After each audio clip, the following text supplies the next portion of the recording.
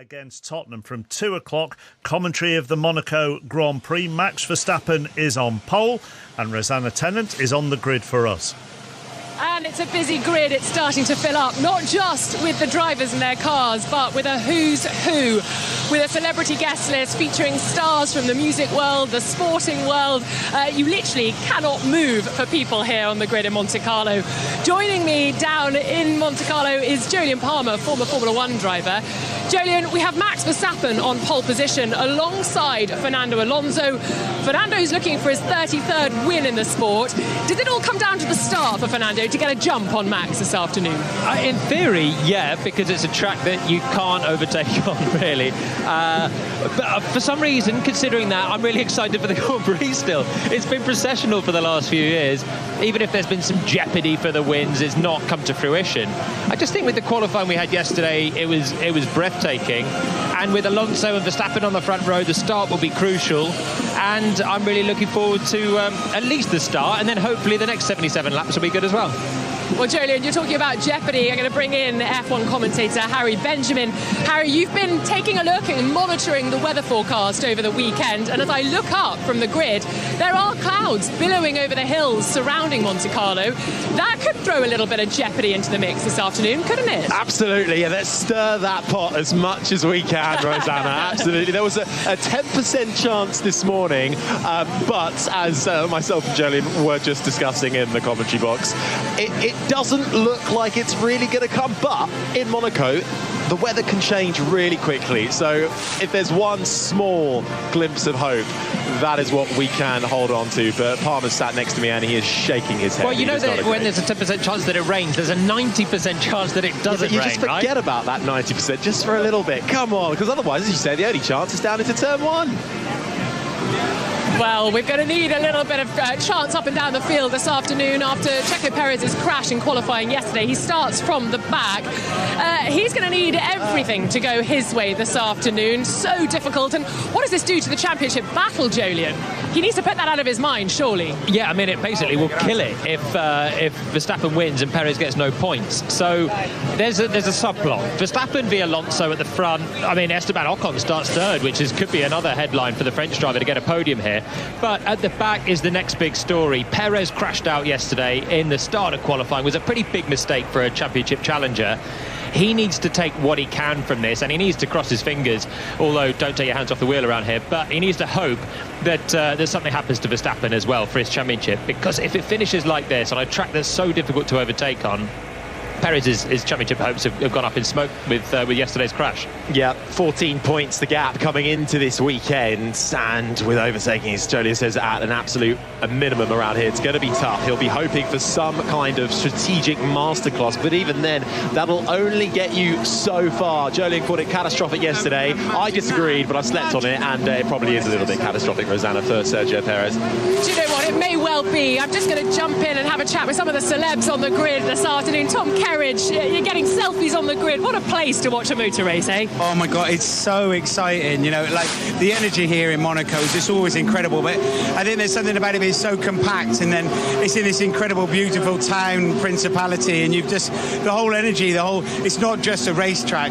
it's a space, it's a place, and there's such it's like sparking with like this electricity, and then the noise of the engines, superstars walking up and down the grid. I mean, it's unbelievable. Like, you're one of them. No, I'm a bloke that shakes pots and pans, and I look at this, I honestly, I have to pinch myself that I'm here. It's amazing. Well, things could get a little spicy this afternoon. Who are you backing this afternoon? Listen, I mean, I would love Alonso to win it. I'd love Charles Leclerc to come through in his hometown. But like the reality in my head, Max is in pole. Max has got an unbelievable car, and then at the same point he is a driver that is so informed. So the reality is I think it'll be a Red Bull number one. I think Max will win it. Well, I think a lot of people are in agreement. Have a wonderful afternoon at the races, Tom. Great to speak to Tom Kerridge there. Honestly, this grid is littered, and I mean that in the nicest sense of the word, with celebrities. We've got stars from all over the world here. You guys are missing out being up in the commentary box. Well, I'm hoping that we can get Kerridge up in the booth booth after that really concise but bang-on synopsis of what's probably going to happen in the Grand Prix. Absolutely fabulous. So good. I'm actually just watching Neymar having his photo taken. Maria Sharapova's here as well. Matteo Berrettini. Lots of tennis stars in town. Obviously, they're all gearing up for Wimbledon in not too long. Mika Hakkinen's here. Hello, Mika Hakkinen. We're live on the grid having a little chat around. And I have to say, the great and the good have really turned out. If you had to back somebody, we heard from Tom Kerridge saying that it was all for Max Verstappen this afternoon. Are you in agreement, gentlemen? Well, it's basically, will he crash? Will something go wrong for him in the pits? Will the strategy come? If it's just a straight fight, then Verstappen should do it, because literally, as Tom Kerridge said, he's an amazing driver. The lap he did yesterday was top class. I mean, it's maybe bored a few people that Verstappen's on pole, but the manner that he did it was scintillating at the end. And if he takes the lead at the start, he's going to be really tough to stop. Alonso had the fastest the first two sectors. Alonso was the fastest in them. Verstappen made it all up in that final sector. It does look like the writing is on the wall a little bit, but Alonso coming in already playing the mind games and saying, well, Max has had not the most consistent start so far this year. Maybe there's something to be done off the line coming down to that turn one, but it's going to be a tough one to call. We've got fingers crossed for a good race, Rosanna. We certainly have. I've got Thibaut Courtois here on the grid. You enjoy your Formula One? Yeah, definitely. I always hope that somewhere along the season we have a free weekend or a free day to come watch a race. It's always fun, so I'm happy we played yesterday and I can be here today. What a great day off. And who are you supporting? Well, obviously I'm here with Williams, so really grateful for them to be here also on the grid. And after being in Spain, we all hope on this one victory of Fernando Alonso, you know. I think a lot of people are hoping for that. Enjoy your day. Thank you very much. Oh, so many people. I think it's the anti-hero, isn't it? Fernando Alonso, people getting behind, hoping he can derail this Red Bull freight train that is just unstoppable at the moment. Yeah, and if you want to put someone alongside Verstappen who might challenge him into turn one and might be some sort of menace through the Grand Prix, it is Fernando Alonso. So that's the hope, really, is that Alonso's, throughout his career, he's been lightning off the line. His starts, his racecraft is, I think, probably the best out there, and he's actually shown it already this season. So that's the little bit of spice that's thrown in, at least for the start of the Grand Prix. I wonder if our third place man, though, Esteban Ocon, best start since the 2018 Belgian Grand Prix. Still early on the season, Alpine have struggled at the start of this year, but really, compared to Fernando and Max in front of him, he hasn't got too much to lose. Could Esteban get a good start and cause a bit of havoc up front? That could be something we might be able to hold on to going into lap 1 of 77 around the streets of the Principality. These streets are full, I have to say, jam-packed. I'm just watching Kylie Minogue get selfies with some of the mechanics at Red Bull Racing. It's nice for them to actually be able to enjoy everything while they're working hard on the cars. And just a note, Max Verstappen was on the grid nice and early. He pulled up to his grid spot at 17 minutes past the hour, hopped out and went off to, no doubt, get a bit of a cool head before the start of the Monaco Grand Prix. Not long now till lights out in the Principality of Monte Carlo. We're very excited down here on the grid. It's a very busy grid. All looking forward to the start of the race. Can Fernando Alonso in the Aston Martin make a jump on reigning world champion Max Verstappen in the Red Bull? It's exciting, and it's kicking off at 2 o'clock this afternoon. Thank you, Rosanna. Back with you in 15 minutes or so. Dion just dropped into the conversation. That's the only Grand Prix you've ever been to? Yeah, I do like watching the Grand Prix, and I was invited to go. And just by chance, I was on one of the boats. And it is, just by chance. I somehow find myself on a boat at the Monaco Grand Prix. It was just, I think I'm right in saying there's a chicane after the tunnel on this course. We were there, and the boat was just moored right next to this turn. I'm thinking it's incredible. Little glass of champagne, obviously, and I'm thinking this is great. And then the boat started to move away from the track about 20 metres away. And I'm thinking, hold it a minute, the view's terrible now. What have we got to do? I said, why do they move away? He said, just in case the cars topple off the track. My God. And they don't topple onto the boats. I said, thank you very much for moving the boats. I'll go to the top deck now, thank you. Man of the people, Dion Dublin with us this afternoon on 5 Live. One on the council estate, thank you very much. Back to Russell at the tennis. Day of the Scottish Premiership season as well, all during our coverage of the Monaco Grand Prix. Here's Rosanna. Thanks very much, chappers. Yes, the Formula One grid is set and ready for the Monaco Grand Prix. Joining me is former Formula One driver Jolyon Palmer. Jolyon, surely this is the most important race start of the whole season. It's crucial, yeah. On a track that's very difficult to pass on, keeping the race lead will be a big task for Max Verstappen. And obviously Fernando Alonso alongside it will be desperate to take it. I'll just tell you something before we get going. Strategy could be in play here. The top two start on different tyres. Verstappen on a medium, Alonso on a hard tyre. They'll both be looking to one stop. But I like the fact that we're on different strategies. Even behind Ocon and Sainz, there's a big mix across the whole field between a medium tyre and a hard, which will mean they are aiming for sort of different strategies through the Grand Prix. So they've got different objectives to start.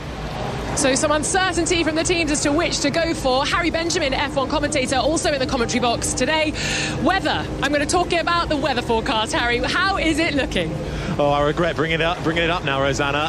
Well, there is technically a 20% chance of rain, and we have seen the Mercedes crew wheeling out the intermediate tyres just to be at the ready. But if you look around in Monte Carlo, there's a few clouds in the air, but it is dry, and I have a suspicion it will probably remain that way, but it can change quickly here. Well, the fans are in the grandstand, the boats are in the harbour, the cars are on the track. Over to Harry and Jolyon.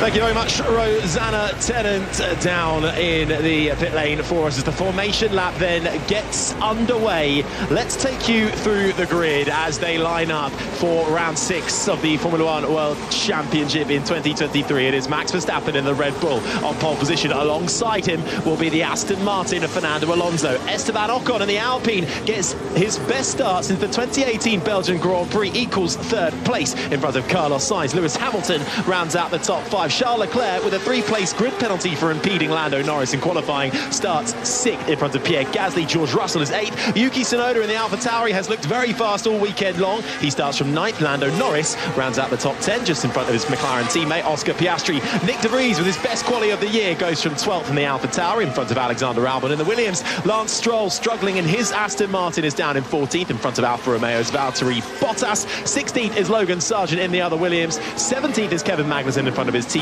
Nico Hülkenberg in the Hasses. Zhou Guanyu shares the final row with Alfa Romeo in 19th, but it is Sergio Perez, the Mexican racer for Red Bull, who crashed out of Q1 and will start 20th and last for the Monaco Grand Prix.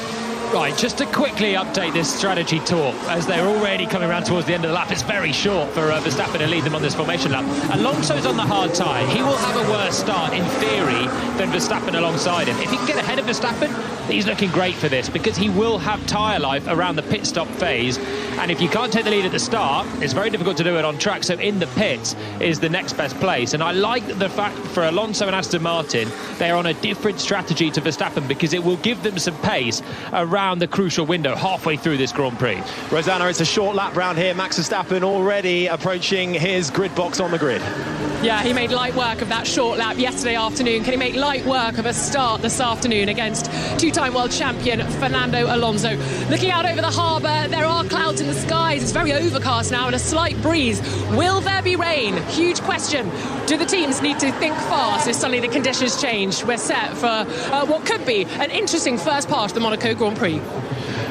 It's going to be fascinating. Sergio Perez in the Red Bull is crawling around Rascasse, and now he will tighten up at the back of the grid. Zhou Guanyu in the Alfa Romeo just in front of him. Zhou Guanyu is the only driver to start on that Red Bull soft tyre, Jolyon, so he's decided gamble, quick start, try and make up any kind of position at the start. Yeah, he'll pit very early in the race.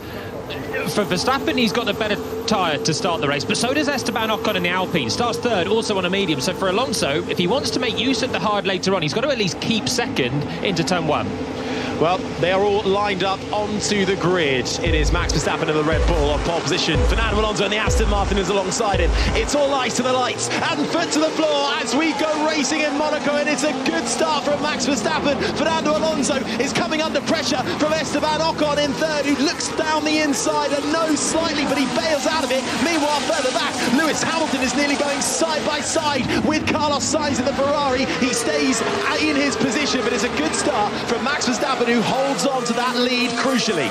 Status quo at the front then. The McLaren's getting very, very close further back in the fringe of the top 10. Norris still ahead of Piastri, and there are no changes of position in the top 10. It's Piastri holding on in a crash. Contact between the Haas and I think that was an AlphaTauri as the Lance Stroll of Aston Martin gets squeezed right up against the wall as it all concertinas up into the hairpin. They're all having to get right out of it. Lance Stroll and the Aston Martin clouting the curbs. That Aston Martin has taken slight damage. He's still going though into the tunnel. Albon's very slow in the Williams. That's what's bunching up the whole pack. That's for 13th place, and he couldn't turn around the hairpin. And then Stroll was getting really, really close with Magnussen in the Haas, and Stroll's managed to damage his front wing on the Williams of Albon, who seems extremely slow on this first lap. So far, as we come to the end of lap 1, it's Nico Hülkenberg who's made up the most amount of ground, down in 14th. He's made up 4 spots, so good move in the Haas for him. Certainly around Monaco. Round the final corner we go. It's Verstappen, Alonso, Ocon, Sainz, Hamilton, Leclerc, Gasly, Russell, Tsunoda and Norris, the top 10.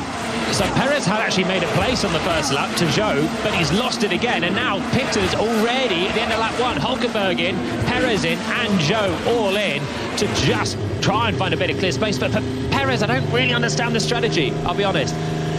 He's going to get stuck behind Hülkenberg. That's the sound of the Red Bull now, just pulling away from his pit box. End of lap 1. Unless he had damage, I don't understand that as a strategy option. They've jumped. Oh, actually, it's worked out okay because he's jumped in the pit, Zhou, and they've jumped Hülkenberg as well. So Hülkenberg with a very slow stop has given Perez a couple of positions immediately, and now he's got to hammer it on this outlap. As they make their way out of the pit lane, we've got update from Wembley, Henry Moran. Carlisle nil, Stockport 1. Stockport have the lead in the League 2 playoff final. It's Isaac Aloafe's shot that deflects agonisingly over the head of Thomas Holy in the Carlisle goals. Carlisle nil, Stockport 1. Back on the circuit of the Monte Carlo Grand Prix, Verstappen leads 1.4 seconds the gap, but further back is the strategy that's the fascinating thing unfolding. Sergio Perez has come into the pits and in doing so has managed to jump a couple of cars up into 18th. Zhou Guanyu behind him and Nico Hülkenberg too. So now he'll get covered off by anyone that's wanting to keep a point, because Perez can go to the end of the race on a set of hard tyres now. That's what he'll try and do. Great job from the Red Bull pit crew to manage to jump Zhou in the Alfa Romeo at the end of lap 1, and actually no one pits. So Perez has got a bit of a chance now to use the pace of the Red Bull. No one's covered him off. This is his time to pump in some laps. He's got 19 seconds to get to the back of Stroll, and whilst no one's covering him off, the man that started last has got some clear air and he can use the pace of the fastest car.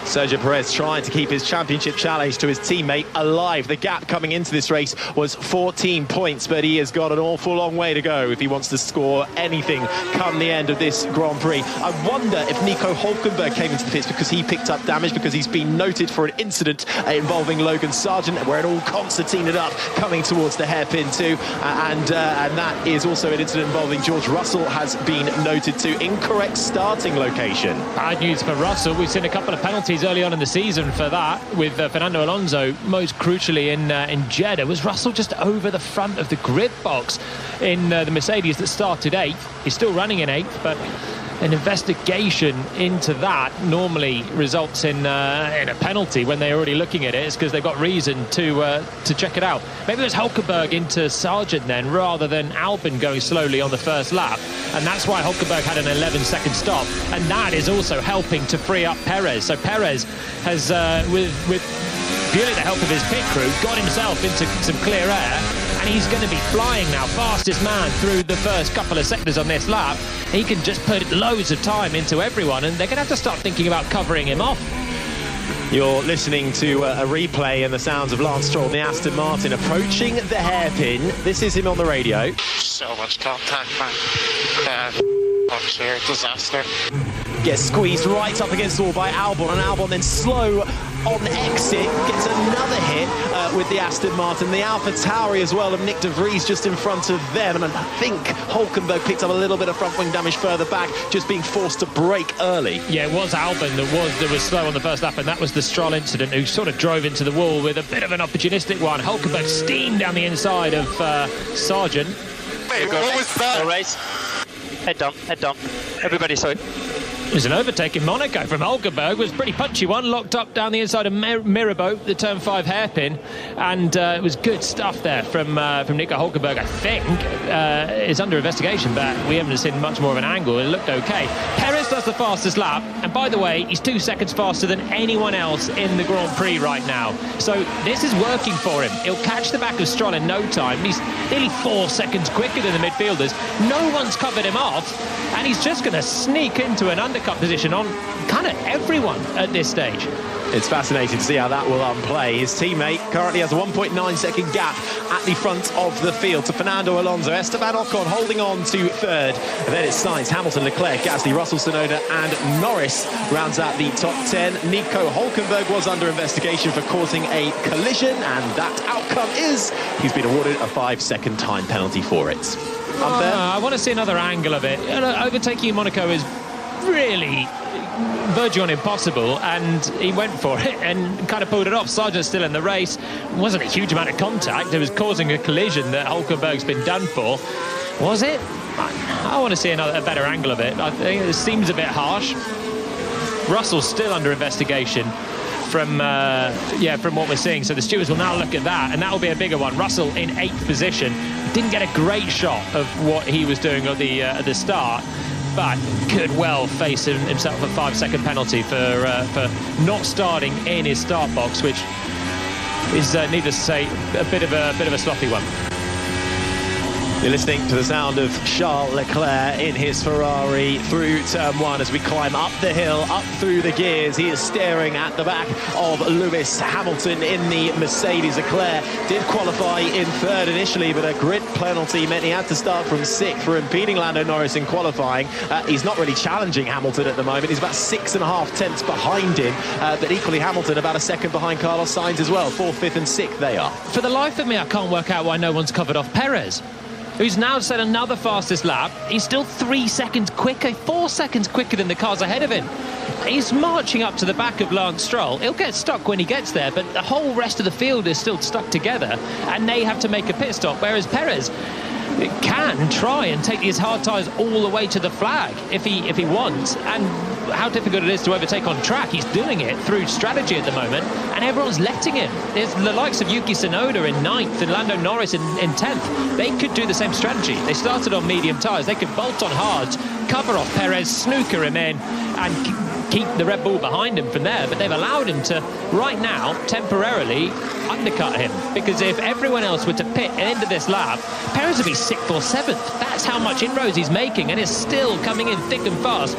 Fast laps for Perez, slow laps for everyone else. He is 1.5 seconds quicker than those at the front of the Grand Prix. Yeah, the hard tyres a couple of years ago went nearly full race distance. Think about 67 laps out of the 78 we ran. So that hard tyre and Sergio Perez's strategy currently working out quite nicely. He's down in 18th though, and he's a few seconds back from Lance Stroll. But as you say, Jolene, it is rather confusing, at least to our eyes, why nobody has tried to cover off the Mexican. Verstappen has the lead, his teammate 2.4 seconds the gap. And it is good news though for George Russell, who is currently down in 8th. That incorrect starting location has been investigated and it will be reviewed no further.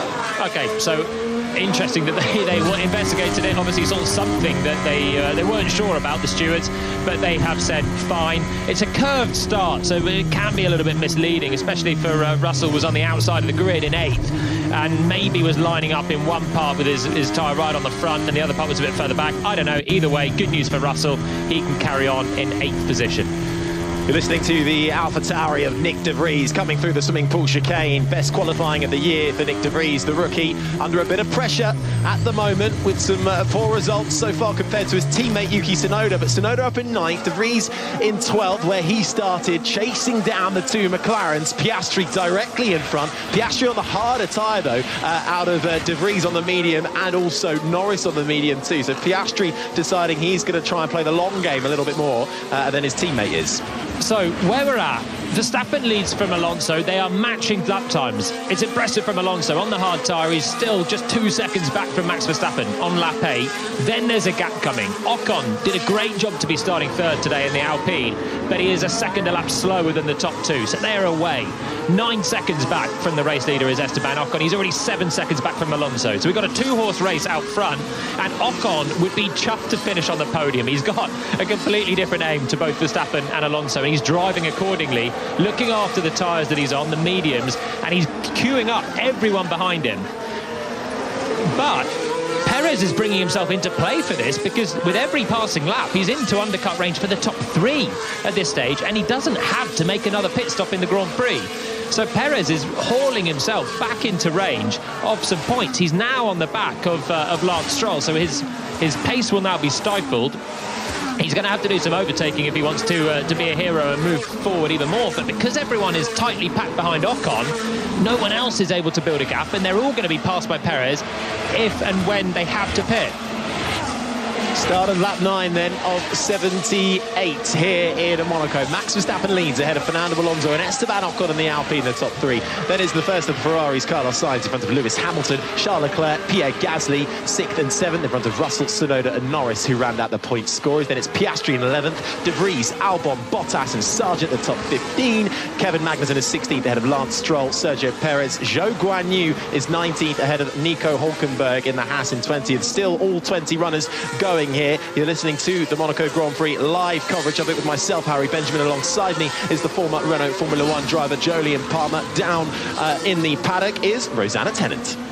Thanks, Harry. Yes, just looking at the tyres that the drivers are on, of course, we've got a sort of either-or option with Max Verstappen taking the medium tyre, Fernando Alonso on the hard tyre, and then Ocon on the medium, Sainz on the hard, Hamilton on the medium, and Leclerc on the hard. And it's worth noting, as we came into this race, a lot of the teams were saying they were experiencing graining on the mediums. So is that why we're seeing Charles Leclerc snuggling up to the back of Lewis Hamilton on the hard tyre? And are we going to hear things on the radio soon from the likes of our leader, Max Verstappen, also on that medium tyre, prone to graining?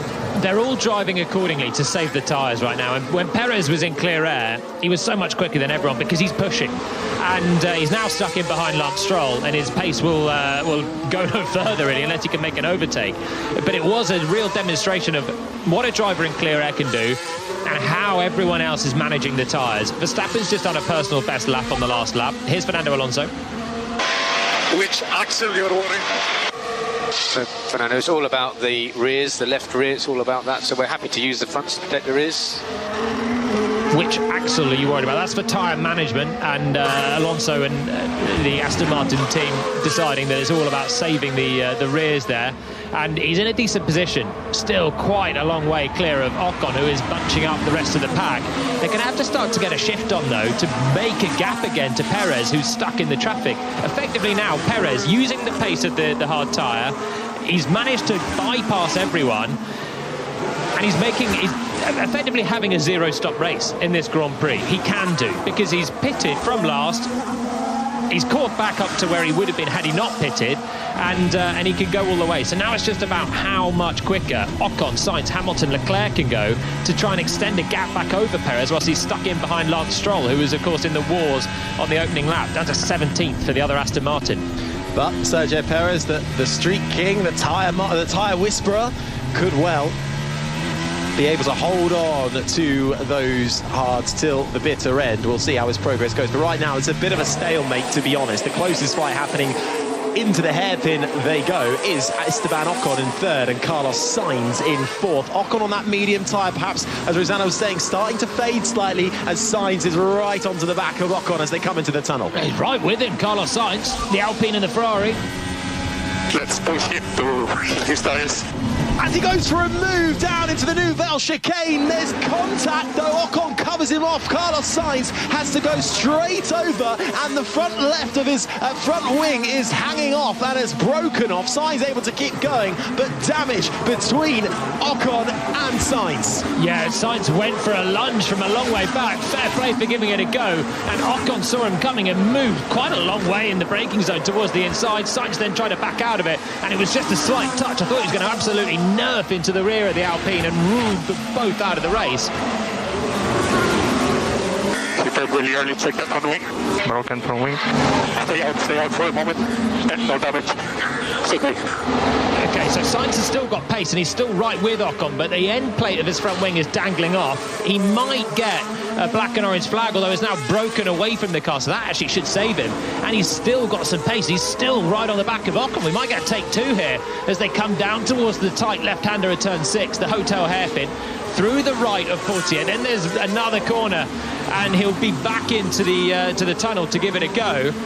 Oh, they really got away with that one, the two of them. Lucky. It was remnants of Kimi Räikkönen going into the back of Adrian Sutil many years ago, with Sutil having one of his best race results. Would have been on for a 4th place back then, over a decade ago. But Sainz, that front wing end plate has fallen off, but it looks like Sainz has also fallen off the pace on the back of Ocon. They did have the front wing ready for him.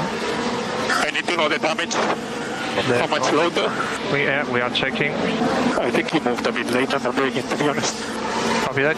Try your best. I think he did as well. Look, if we're going to have racing in Monaco, you can't be moving and braking when there's one corner to make a lunge. It needs 2 drivers to be racing fairly.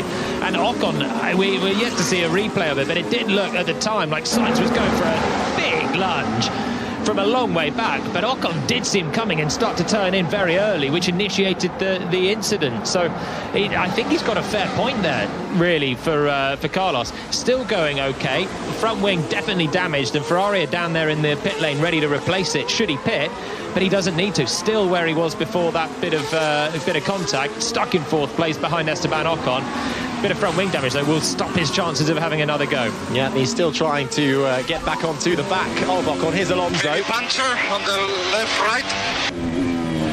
Fernando Alonso reporting a puncture on the front left-right, I think he said, didn't he? I think, did he mean left rear? Left rear. For Fernando. Still going okay here. All looks okay. On the front. All okay. Front right then, maybe it was. I'm sure I thought it said left right as well. Yeah. Confusing everyone, but he's still carrying on. He's lost a lot of pace though, 1 second slower than Verstappen on the last lap. And if he's feeling it, then he's feeling the car not working properly underneath him. And around Monaco, you don't want to have any doubt. Did you have some contact, Fernando? Negative. Everything's looking okay here, Fernando. Everything looking okay? Oh, Alonso on the radio. Then there is news with more at Wembley with Henry Moran. Half-time, Carlisle 0, Stockport 1 in the League 2 playoff final. The goal credited as an own goal, a cruel deflection off Carlisle's John Mellish. Isaac Aloefe with the cross. Very even match this, both sides with chances. You sense there's plenty more to come in the second half. Carlisle 0, Stockport 1. Straight to Roddy Forsyth for Celtic Rangers. At Hampden Park for the Women's Scottish Cup final. It's scoreless here at half-time, although Celtic should be a goal ahead because Rangers' Hannah Davison was caught in possession by Shen on the back line. The hoop striker went 1-1 against Vicky Essen, but Puster finished wide of the goalkeeper and the goal, and that's why at half-time it's scoreless between Celtic and Rangers. Thanks, Roddy. Big weekend of sport across BBC Radio 5 Live with myself, Harry Benjamin, Jolyon Palmer calling the action for the Monaco Grand Prix, and Rosanna Tennant down in the paddock. Well, after that crash from Carlos Sainz, where he lost the front end plate of his front wing, the Ferrari mechanics were out in the pit lane readying themselves with the front wing. That front wing has now been put back on the stands, and Carlos Sainz is continuing on. But Jolyon Palmer, it may look like a flimsy bit of carbon fibre, that front end plate, but how much is this going to be affecting Carlos Sainz's performance? It doesn't seem to be affecting too much at the moment because Ocon isn't quick enough. There was no space for both of us there, so... Yeah, copy that. I've seen another angle of it, and Sainz is coming from so far back. I think Ocon does close the angle a little bit and starts to turn in, but it is not really a move that's on from Sainz. So the ambition was there, the execution was not, even if Ocon did make it unnecessarily hard for them to try and work it through. Perez is still in 18th. That's the sound you can hear of all the cars now. Sargent, Magnussen, Stroll, Perez, and Zhou is right behind him. But having made all that pace up early on, he is now having his race completely undone because Sargent is slow in the Williams. He's 15th, and he is now 5 seconds behind Bottas. The other car that's slow is Yuki Tsunoda, who's 5 seconds back from Russell. That's 8th and 9th. And now we're getting gaps in the field. It is meaning that Perez is going at very slow speeds, having used all that pace in clear air. He's now got a load of slow cars ahead, and now it's looking like if he pits, it'll be about 7th, 8th, and is only going to get worse with the pace that he's running around with the back markers. He's going to have to overtake if he wants to make anything work in this Grand Prix now, Sergio Perez, because the field, whilst it was all bunched up earlier on, gaps are starting to come, time is starting to come, and that'll mean the guys at the front of the field can all pit and come out ahead of him. Surely that is why nobody really reacted straight away, because they would know that eventually, yeah, he's fast now, but he'll come up into traffic and he won't be able to get past, and then these gaps will develop. Yeah, it relies on the gaps developing, but you never know if they're going to develop or not. They have, and it also relies on no one covering him off, because if loads of people did. So some medium runners complaining of graining now. That's George Russell's radio there. Being told medium runners complaining of graining. We were told the medium is going to experience quite a bit of tyre degradation around here.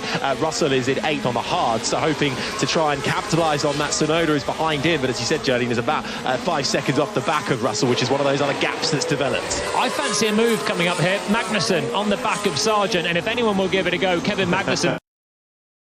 Cutting through the hairpin. Right-hander, uses loads of pavement. Sargent, the rookie, struggling a little bit in the Williams. It's for 15th place. But it's important because it's all bunching Perez up behind in the championship chasing Red Bull.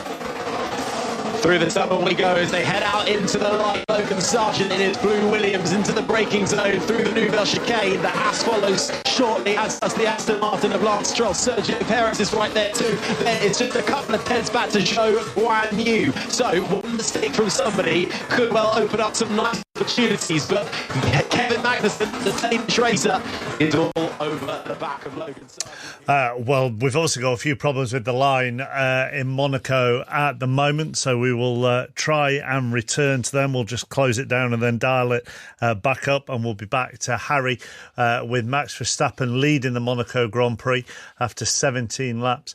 Alonso is in second, so that's how it started, with Verstappen on pole and Alonso alongside him on the front row. At 3 o'clock, the final games kick off in the Scottish Premiership. Yesterday it was all about the top half. Today it is all about the bottom half. Let's go to Rugby Park. Kilmarnock against Ross County.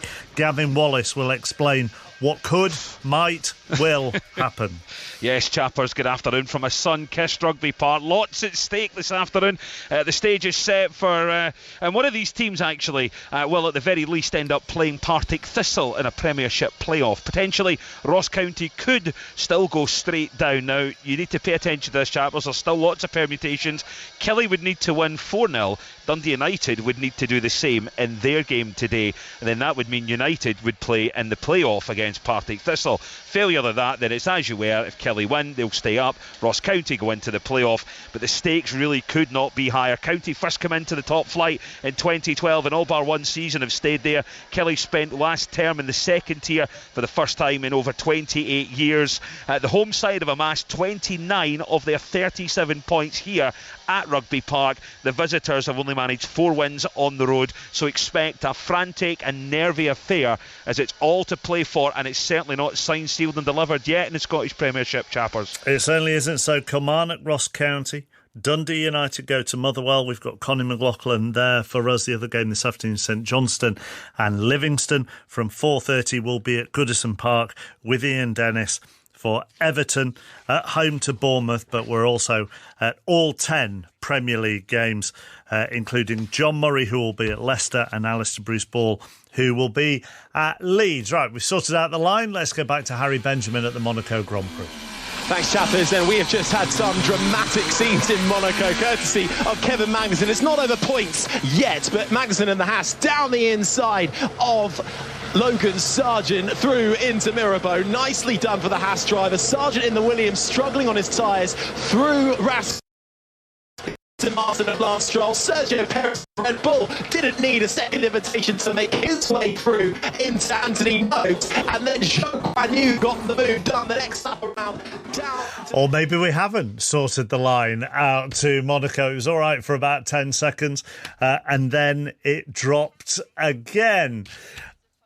Let's go to Stamford Bridge, one of the final games of the season. Chelsea against Newcastle. John Southall is there, and you have news of possibly one of the worst kept secrets out there. Yes, absolutely. I think this was probably verbally agreed about 2 weeks ago for Mauricio Pochettino to become the new manager of Chelsea, and I think we can now safely say that that contract has been signed, and it will take him up to 2026. Whether with the Chelsea ways he lasts till 2026 is quite another thing altogether. He could start, we're led to believe, as early as next week, and he's got a big job on his hands, hasn't he, to try and sort out the mess that is here, the bloated squad that is here. Whether the club at the moment aren't officially announcing this, and I don't think we'll hear anything from them, certainly until this game is over, till Frank Lampard has done all his post-match media commitments. But yep, as far as we're concerned, he has signed a contract that will keep him here until 2026. So the club aren't officially announcing it, but it sort of come out today. That's right. I think it's fairly common knowledge now.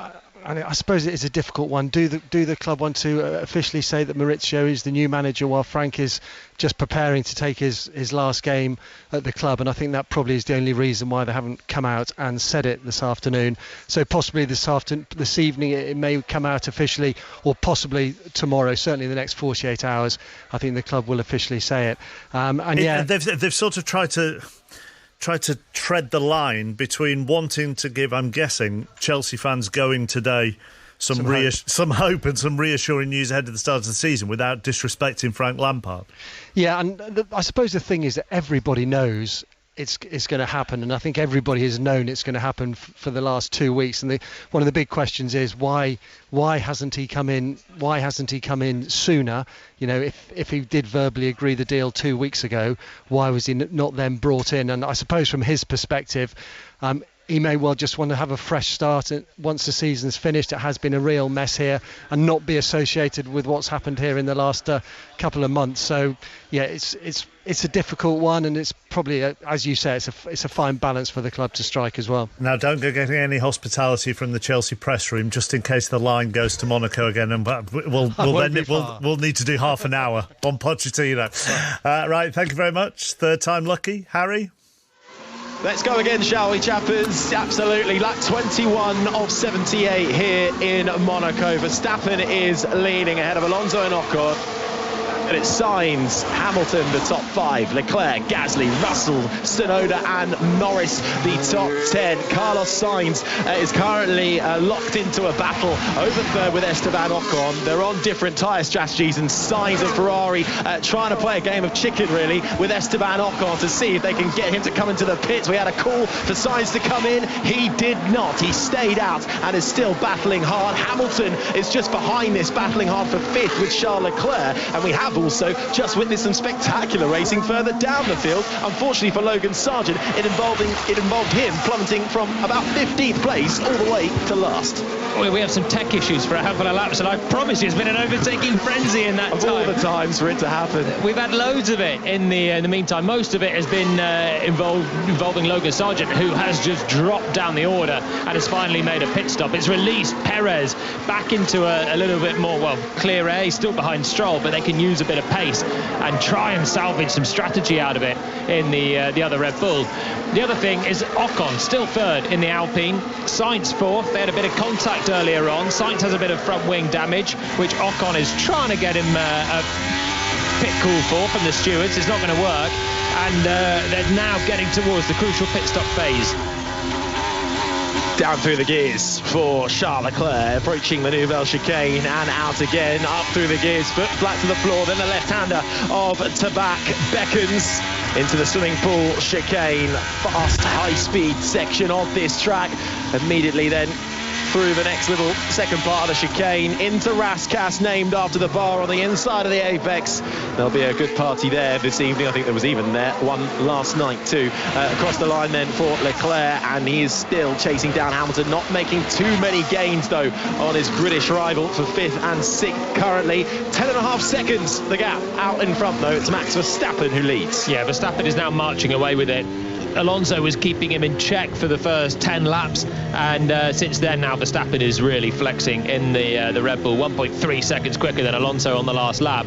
And I think Alonso now is content with second place in this Grand Prix, or some level of divine intervention in the last 55 laps that we've still got, because Verstappen now already has a pit window to come out ahead of Ocon and stay in the top 2, and he's getting close to being able to pit and come out ahead of Fernando Alonso as well. He's going seamlessly for the Red Bull out front. It's just eyes really on what Perez can do from now 16th place. Both Williams have pitted, and they're behind him, so that's elevated him from his 18th to 16th. But he's got everyone else ahead of him, still has to pit. Where will they emerge? At the moment, he'd emerge with Yuki Tsunoda in 9th. So all that time being stuck behind Sargent in the Williams has meant he's lost lots of ground, and he's now looking at fringe points at best. That was the voice of the former Renault Formula 1 driver Jolien Palmer. Alongside myself, Harry Benjamin, we have Rosanna Tennant too down in the paddock. And you know you can always count on Kevin Magnussen for some good racing action. It may not be over points, but Magnussen in the Haas currently has 14th position out through the Nouvelle Chicane, and Lance Stroll in the Aston Martin is going to try down the inside through to back. Magnussen has him covered, and Stroll has to bail out of it, but that would have been risky. And the Red Bull of Sergio Perez is just lurking behind, watching how this plays out. I'm enjoying the racing around Monaco this year so far. 24 laps, we've got more on-track action. Is Lance Stroll 15th in an Aston Martin that his teammate is in 2nd.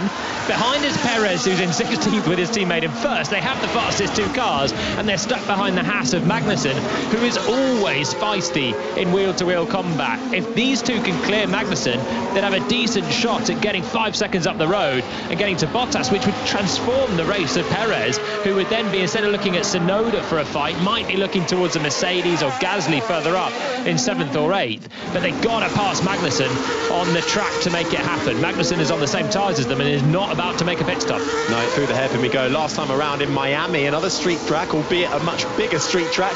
Kevin Magnussen was up in the points and fighting with the Ferrari Charles Leclerc. Leclerc could not get by him. When he did, Magnussen came right back at him, and so Stroll might well be aware of that. Magnussen, you may well get past, but he will not make it easy for you into the braking zone of the Nouvelle Chicane. His signs.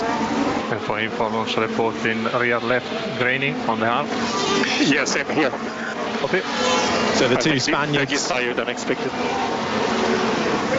The two Spaniards aligned then with degradation, higher than expected though. And that, I think, is why Magnussen is going pretty slowly. There's a huge disparity in pace between the cars out there. Some have pitted, some haven't, but it doesn't really seem to matter if you're on new tyres or used. They can fall away at any moment. As Sargent is coming for another pit stop and put on some softs, this is turning into a horror show for him. Already a lap down, and he's going to be mired in more traffic, which is not a nice place to be after just 25 laps of 78. Up through the hill towards Casino Square, Kevin Magnussen still has the edge for this 14th position over Lance Stroll and Sergio Perez. Can they try anything into the hairpin? I don't think they're quite close enough on this time around, but this is the battle for 14th.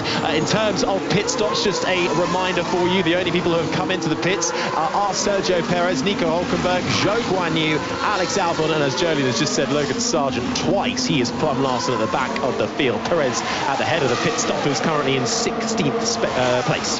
Stroll's very close still to the back of Magnussen, but Magnussen is not making any errors, staying very much on the racing line, and he just manages to extend the gap as they come through Portier, the crucial right-hander along the harbour front before the tunnel. That's where the long straight is, and the longest straight on this circuit. And straight, it's not even a straight. It's a right-hander, basically. A long straight here is a flat-out section with a bend in it, but that's as good as you get in Monaco, and it's not good enough yet for Lance Stroll to try and make the move. How was the rain looking? In 45 minutes, but is slowing down the risk. Well, Carlos Sainz there, aligned with me perhaps. How is the rain looking? Well, someone who can tell us is Rosanna Tennant, who's down there and can get a good view of it. Well, no umbrellas going up yet, guys, I'm afraid. There is a very overcast Monte Carlo as you look across the harbour. Dark clouds, some lighter clouds, some grey clouds, but it doesn't look too ominous. And at the moment, it is looking like it'll stay dry. You missed a calling in weather presenting, Rosanna. That was as detailed as you can get, I'm sure. And because it's radio, you can't see, I'm using my hands to show you where the rain may be falling across the country and the Principality. Lando, possible rain, class 1 on lap 35. No, I preferred Rosanna's. Some light clouds, some white clouds, and some grey clouds. Certainly a little bit overcast then. Lap 27 of 78. Verstappen leads. They're maybe the faintest of all faint threats of rain, but we'll leave that to the back burner for now. Alonso is second, Ocon third, Sainz, Hamilton the top 5, Leclerc, Gasly, Russell, Tsunoda, Norris the top 10. Those are the point scorers as it currently stands. In all seriousness, lap 35 is 8 laps away. So class 1 rain, I imagine, is a light rain that they're talking about. A bit of drizzle in the air. 8 laps away, about 10 minutes away. It could be enough to spice things up a little bit. And Sainz is obviously thinking from 4th place, still staring at the back of the Alpine, Esteban Ocon in 3rd. He's thinking, what level of intervention can I have here? And Max will then take Ocon. Carlos, Max will then take Ocon. Okay, they've bluffed this once already, Ferrari. Is this a bluff, or are they going to go for it? Sainz now coming into Raskas, the final corner. Turns to the right, arcs round the double apex. Does he peel in? He does not, and nor does Ocon. Oh, it's the boy that cried wolf, guys. Oh, it's the boy that cried box, really. Verstappen still leads, but Carlos Sainz is trying everything down in 4th to get onto the podium to join him. Ferrari did come out into the pit lane to really back up that bluff, but decided, no, not going to do it. Ocon and Alpine are not falling for it. And why they can do that is because Sainz can pit and come out ahead of Tsunoda right now. So they've actually got a little bit of space to make a pit stop, have clear air and pump in some good laps and undercut Ocon. So it's a genuine threat to do that, but then he's got to go on the medium tyres that may well not make it 50 more laps to the end of the race. And we're getting a slow-mo shot of Max Verstappen. Yeah, front left really isn't really... Understood. And I couldn't have said it better myself. Lots of graining on the front left as he was coming through the Nouvelle chicane. That's where the rubber's balling up on his tyres. As the tyres slide over the surface, you get balled up bits of rubber. And it's called graining. And it basically gives you much less performance as you have a bit less contact with the tyre and the tarmac. So that's what all the drivers are afraid of. And the medium tyre that Verstappen is on is particularly fragile. You're listening to the sound of the Alfa Romeo. That is Valtteri Bottas at the wheel, coming through the hairpin, then through the right-hander of Portier, then the next right that brings you into the entrance of the tunnel. He is currently down in 13th, chasing Nick de Vries. We're going to lose a lot of time in this traffic, I think. Yep, understood. And that is Verstappen complaining about the traffic. Yeah, he's soon to be on the back of Zhou and Hülkenberg and his teammates. So in 29 laps, he's looking already at the back markers in this field, and he's saying, look, there's lapping cars in this. They will get blue flags. They'll be told to get out of the way. Everyone, you want maximum pace? Yeah, we'll do. Keep what you're doing for now, please. Ferrari are getting frustrated behind. Keep it up. Yeah, a bit of tittle-tattle from the pit walls. Alpine saying that Ferrari are bluffing us, they're getting frustrated, and that's true. That's the battle for 3rd and 4th. Verstappen out front is looking at the back markers, and even though they're getting blue flags, or they will be soon, and in fact they've just popped up. Zhou now in 18th place will be getting blue flags to jump out of the way of Verstappen. It will cost him a lot of lap time around here to go around another car. So he's basically saying, can we make a pit stop? If I can avoid this, then it will be good. But it doesn't make any sense for Red Bull to do that. He's 10.5 seconds out front, still looking good. And wow, there's a huge gaggle of cars in front. There's a risk of rain towards the end of the race. People might be trying to hang on for that. It's all bunching up now behind Nick de Vries in the AlphaTauri. The rookie's had a pretty tricky start to the season in Formula 1. In 12th position, on medium tyres, the same as Verstappen, the same that was on Sargent's car when he was tumbling backwards, and now that's where everyone's bottling up. So Magnussen, who was under pressure from Stroll, he's actually caught this pack as well. It goes from De Vries, Bottas, Magnussen, Stroll, all the way back down to Perez, Zhou, and Nico Hulkenberg and Zhou, and that's where you find Max Verstappen now trying to lap all these guys who are glued to one another, desperate to make a pass. Round Anthony Oaks, the final corner for Max Verstappen, and he's going to have to lap his teammate, but it's Max Verstappen's compatriot, as you say, Jolien, Nick De Vries, who is the cork in the bottle right now, currently down in 12th position. Then there is that huge gaggle of cars, Bottas heading them, that is chasing down, and Verstappen then coming through the leader. Red Bull will be on the phone to Sergio to tell him to make sure he gets it well out of the way, but they can't have any control over the other cars in front of it. Yeah, this is now working horribly for Perez. No one called him early on and tried to cover him off. They all stayed out. They thought they'll stick to their strategy, and whatever Perez does. And now he's stuck in behind all the slowest cars. He'd be there had he not pitted, or had he pitted, to be fair. He did start from dead last, and that's the threat that you have, or the problem that you got in Monaco. He's got to get overtaking these guys, though, because he is now 3 seconds slower than Alonso out front. Out of the tunnel then, and he lets his teammate through. I'm wondering, if they're clever here, could Perez try and follow his teammate through as the cars in front have to get out of the way of the blue flags? He will try, and we've seen passes in the past like that. Verstappen managed to do it a few years ago in the Toro Rosso, did some great passes with the blue flags. Oh, big slide from Lance Stroll coming into the final corner behind Kevin Magnussen. Keeps it pointing in a straight direction, though. He was desperate for a pass there into Anthony Nogues, which is really... passing in Monaco is tough, but passing in that corner is not even an obvious one. And Stroll just jumped on the throttle, was desperate to use a bit of traction in his Aston Martin, got the car fishtailing sideways, and did not get close enough to make the move. A bit of impatience there as they're all lying astern for 12th position. Hamilton pits from 5th. We're going to get a pit stop from the drivers in the top 10. Box for Lewis Hamilton. Leclerc moves up a spot, so does Gasly, and so does Russell. Nice and tidy pit stop from the Mercedes team, and he's out 3 seconds. So Hamilton now had the window to Tsunoda. That's what Mercedes saw, and that will trigger everyone ahead to make a stop now as well. Surely they've got to cover off Lewis Hamilton, who exits the pits now, comes to the right-hand side, will go down to Saint-Devat. And push now, everything you have. Yeah, the obvious thing now, Leclerc was just ahead, and he's just behind Hamilton, and now they're trying to overcut with Leclerc, but Sainz was there as well. He's going to have to defend, so Hamilton has rolled the dice in the Mercedes. He's come out in 8th behind his teammate, and he's got to just hammer down this outlap, and he could gain a place. We didn't see it, but also further back, I'm pretty sure Perez has managed to get through on Lance Stroll and follow his teammate, utilising perhaps the blue flags that Perez's rivals are getting for his teammate Verstappen. Rosanna.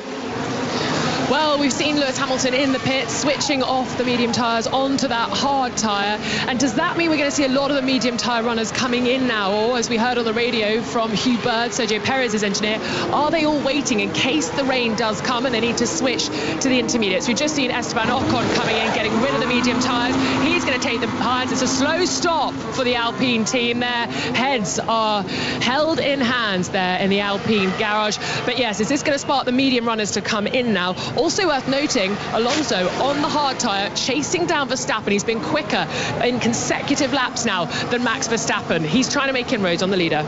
Ocon pits then and exits in front of Hamilton by 6 seconds, so a little bit slow for the Alpine team, but let's see how much that comes back to bite him. Shouldn't do it too much though, and this we're now just being shown a replay of how Sergio Perez got through on Lance Stroll. It was coming into the Nouvelle chicane. Perez was on the outside, Stroll on the inside, lets Verstappen through for the blue flags. There's contact wheel to wheel. Perez bails out and cuts the corner. He'll have to give that one back.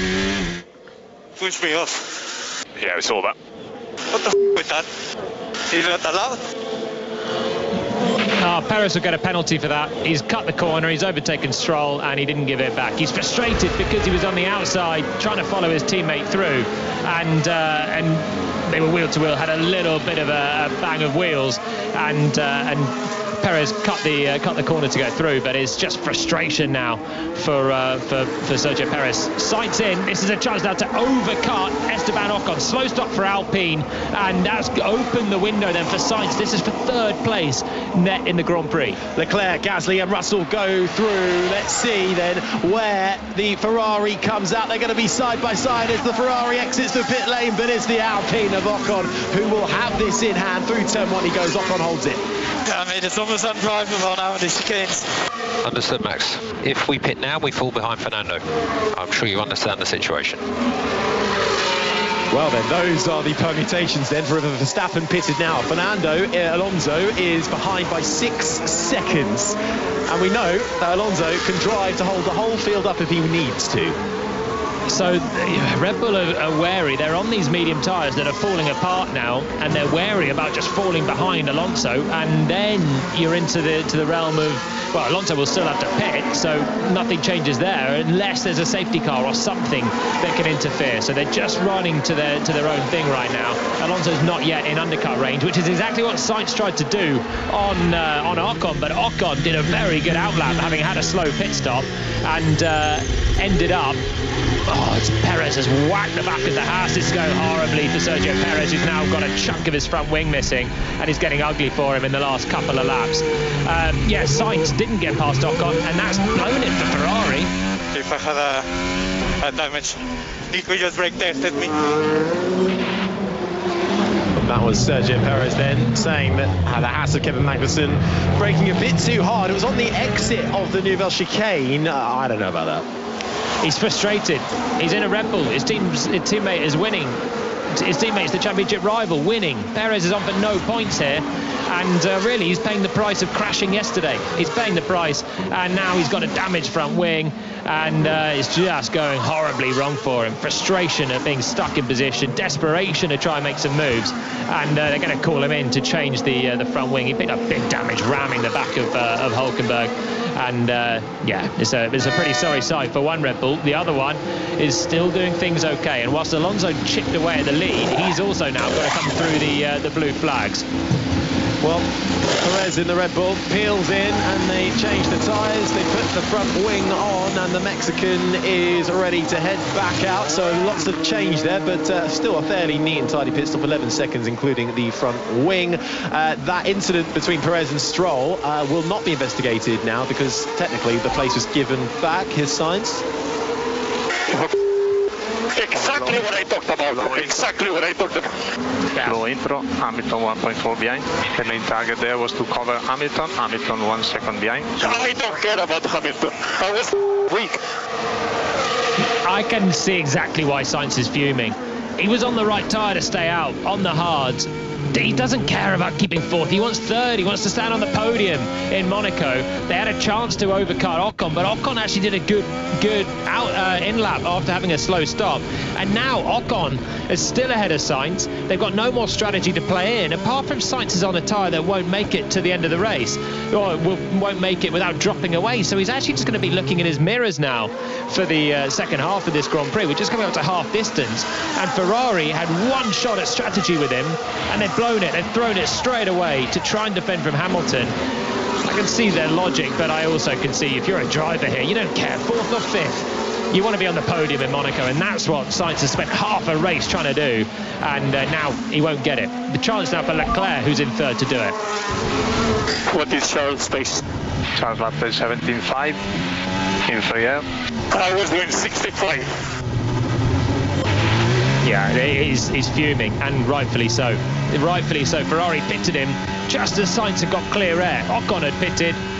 It was a head-to-head then, Sainz v Ocon, who would be quicker, and they pitted him, and they've stuck him right back behind the car. He spent 35 laps trying to pass. Not great from Carlos Sainz's point of view, but with Hamilton pitting, Sainz pitting, Ocon pitting, all that battle for third, Charles Leclerc, who qualified third before getting a penalty, is back in that position. Now he could do a straight fight. So it's currently 42 laps to go. Potential risk of rain with about 20 laps to go.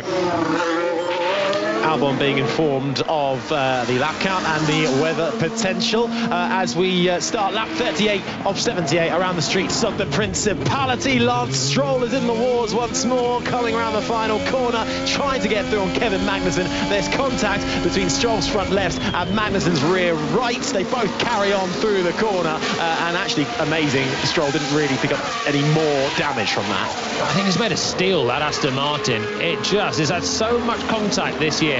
Stroll into Alonso in the first race. We've had Alonso hit the barriers at the end of Melbourne and was okay. Stroll rammed it into the barriers on the lap 1 here, and it's okay. Now he radios to say he's got damage, but he's still carrying on with another whack. The amount of damage this car has taken this year, or the amount of contact it's taken for nil damage, is extraordinary. The sound you're hearing is Lance Stroll in that Aston Martin, up through the gears into the tunnel, still chasing down Kevin Magnussen, not giving that one up without a fight. It is Verstappen, though, who leads. Alonso, Leclerc, Gasly, Russell, the top 5. Ocon, Sainz, Hamilton, Tsunoda, Norris, the top 10. Piastri, De Vries, Bottas. Then this battle for 14th between Magnussen and Stroll. Hülkenberg is 16th. Zhou Guanyu, Albon in 18th. Sergio Perez, disaster day, disaster weekend for the Mexican down in 19th. Logan Sargent is 20th and last, but we're still waiting for the pit stop scenarios to completely fill out to see what it will look like. Verstappen leads by 8 seconds, now lapping at the same pace as Alonso. He's on the mediums, he'll switch to the hards. The hards are the better tyres, so he's got the best to come, Max Verstappen. As the sound you can hear is Stroll trying to fight with Magnussen and just has a tentative look to the inside, and that was never on from Lance Stroll. Certainly caused a collision with that one, just a really tentative look, and needed Magnussen, I think, to turn left and go down the escape road for them to not collide at the final corner there. But they did collide, and they both got away with it without damage, 14th and 15th. Verstappen 8 seconds ahead of Alonso, and it's still a 2-horse race between them. But Verstappen is doing a good job on medium tyres that are falling away with everyone else, and he's still going. He's got the race, I think, in his hands right now. Charles Leclerc in the Ferrari, currently in 3rd with Gasly behind, yet to stop, as has George Russell and Pierre Gasly, who are just behind him. Esteban Ocon then comes the next pit stopper in the Alpine. He's got Carlos Sainz for company. There's Lewis Hamilton, who is in a bit of a nip and tuck here with Leclerc over who's going to come out in front. He started in front of Leclerc on the grid. There's about a couple of seconds in it. If Leclerc was to pit now, he would come out behind Lewis Hamilton. Let's see how much longer Leclerc stays out for on that white-walled hard rubber round Rascasse. The Ferrari doesn't peel in this time around, happy to continue on. And Gasly, Esteban Ocon's teammate, is right there behind Leclerc as well. So he's been having a quietly solid race so far, Pierre Gasly. And these two now will just run and run and run and hope that Ocon, Sainz and Hamilton start slowing up at some point. They've all got, Ocon's got clear air. 7 seconds to George Russell, who's in there's basically 2 trios of a Ferrari, an Alpine and a Mercedes. Leclerc 3rd, Gasly 4th, Russell 5th, all line astern. Haven't stopped. Ocon 6th, Sainz 7th and Hamilton 8th, all have. And now they're in, a keirin in cycling, where they go opposite sides of the track and they try and catch each other. It's a bit like that in the indoor cycling championships. Then it might not be a keirin, it might be something else. Team pursuit, maybe it's a team pursuit. That rings a bell. And that's kind of what they're in now. They're in a time trial to see who comes out ahead of the other, because one set's got a pit. Hashtag BBC F1, let us know what it actually is called. It might well be. Verstappen has the edge on all of them, though, for the time being, ominous, as he is looking set to extend his championship lead over, really, his only rival for 2023 is Sergio Perez, who is set to score no points at the moment after crashing out in qualifying. Looked like he made an interesting strategy call coming in very early for his pit stop. Nobody covered him, but now he has fallen up in traffic and had a couple of collisions. So Perez now on the medium compound tire, down in 19th. So his day going from bad to worse. Only Logan Sargent behind him, who also plummeted like a stone earlier on in this race. Chance for Stroll right in behind Magnussen. These two have had contact already coming through Portier, and Stroll might fancy a chance here. We jump on board with him. The Aston Martin staring at the back of the house. Magnussen will probably have to go defensive here to cover this attack off. Moving moves to the left-hand side, and Stroll didn't manage to descend it in late on the brakes, and he won't come through in the next couple of corners. So time for a weather update. Rosanna. Thank you. Let's take a look at the weather in Monte Carlo. It's currently 22 degrees, overcast, a mixture of light grey, dark grey and white clouds above.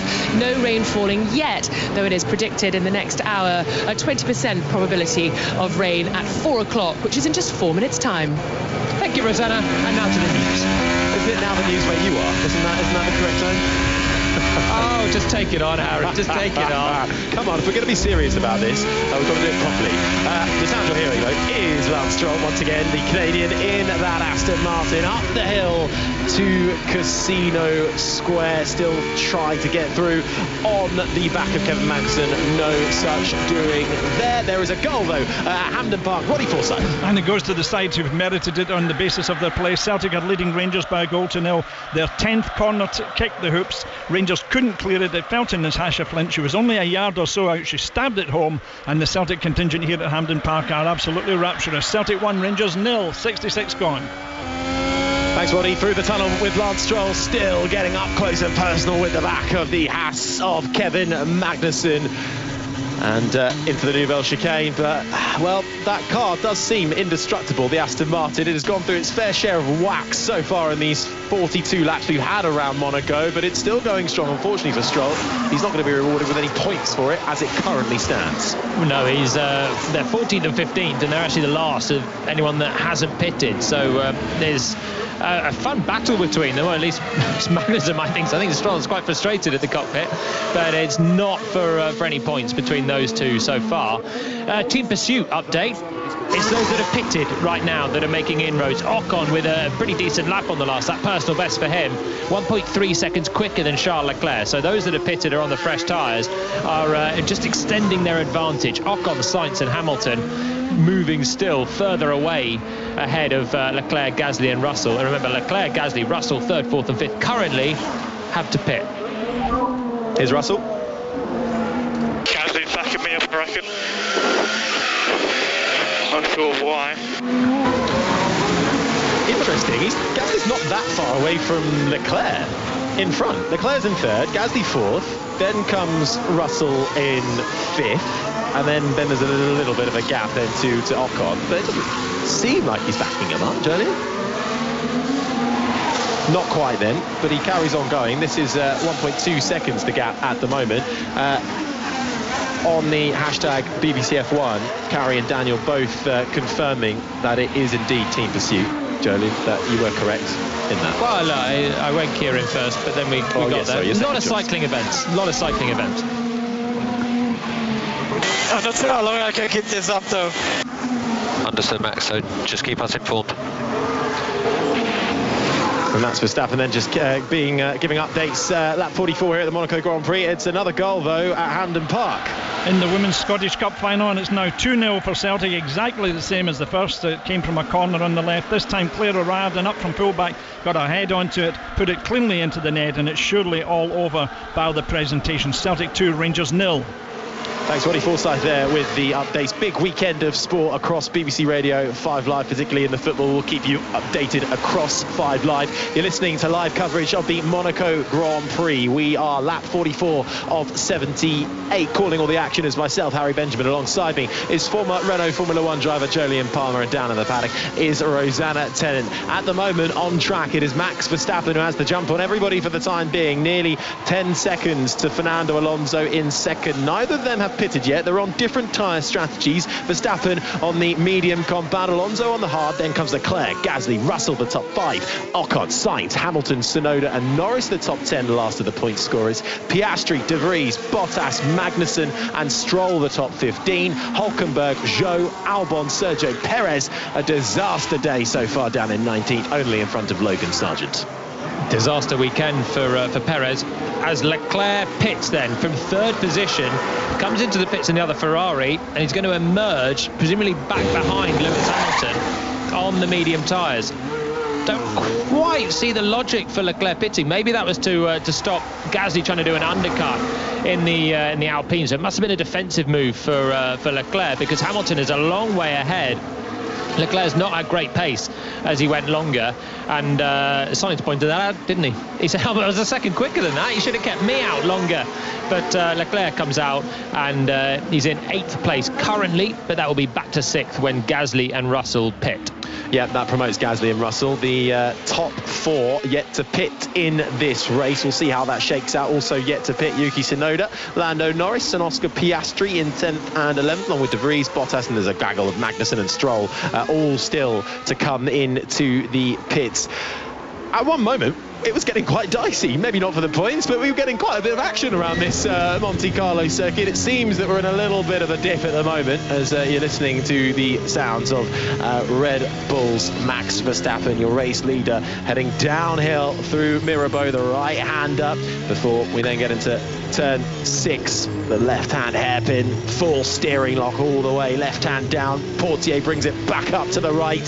One final corner to go before you then get into the tunnel, and the lights go dark, and it is foot to the floor for Max Verstappen, keeping it nice and smooth. The Dutchman looking set to extend his championship lead if it goes like this, but it's only lap 46.